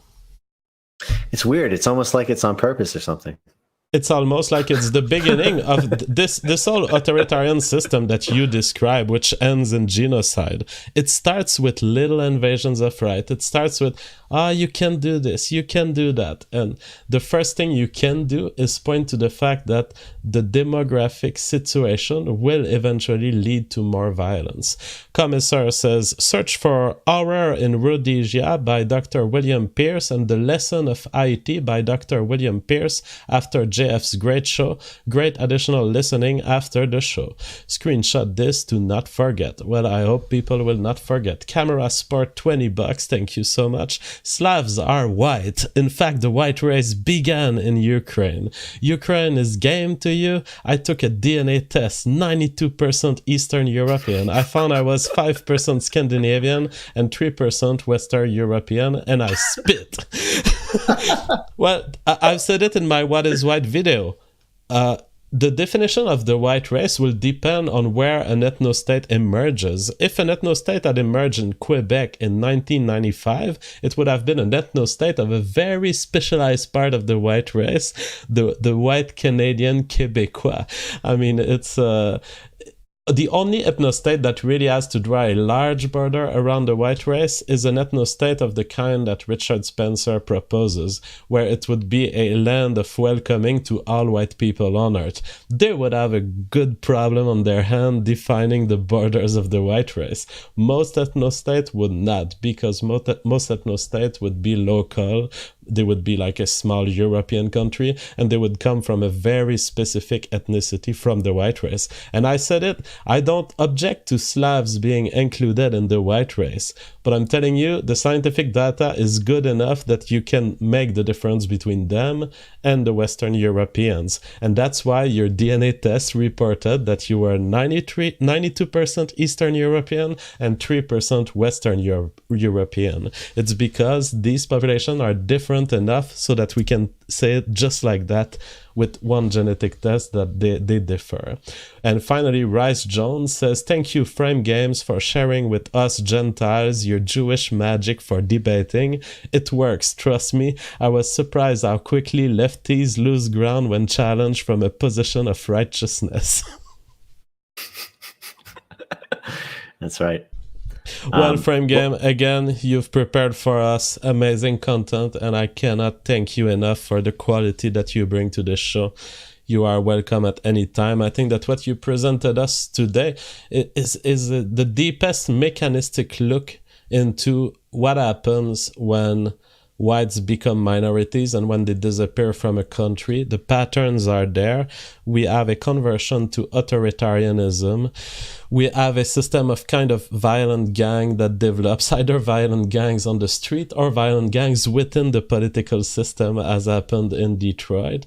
And you have an appropriation of any tool of authoritarianism taken to identity politics, but always identity politics in a way that disfavor white people until they disappear or they are killed. What we're faced with is multiple examples of what, by the UN definition, is a white genocide. And it happened many times in history, and we have all the data that suggests now that it will happen in many countries that are currently part of Western civilization. And so those are important facts, and I thank you so much for bringing them tonight. I thank you too. It's just one closing remark. I just want to address, someone said in the super chat that, some comment about Ben Shapiro or Jordan Peterson.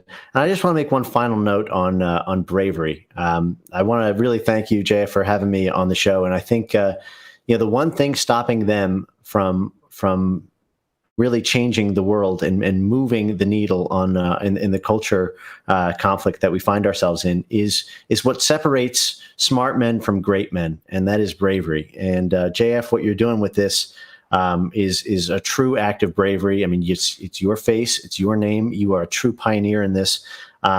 It doesn't just take being smart; it takes being brave. So, for all of you, autistic edgelords at home, you're very smart. The next step is to be brave. So, I encourage I encourage courage and use JF as your role model, because he's really the man here. So thanks, everyone, and good night. Bye bye.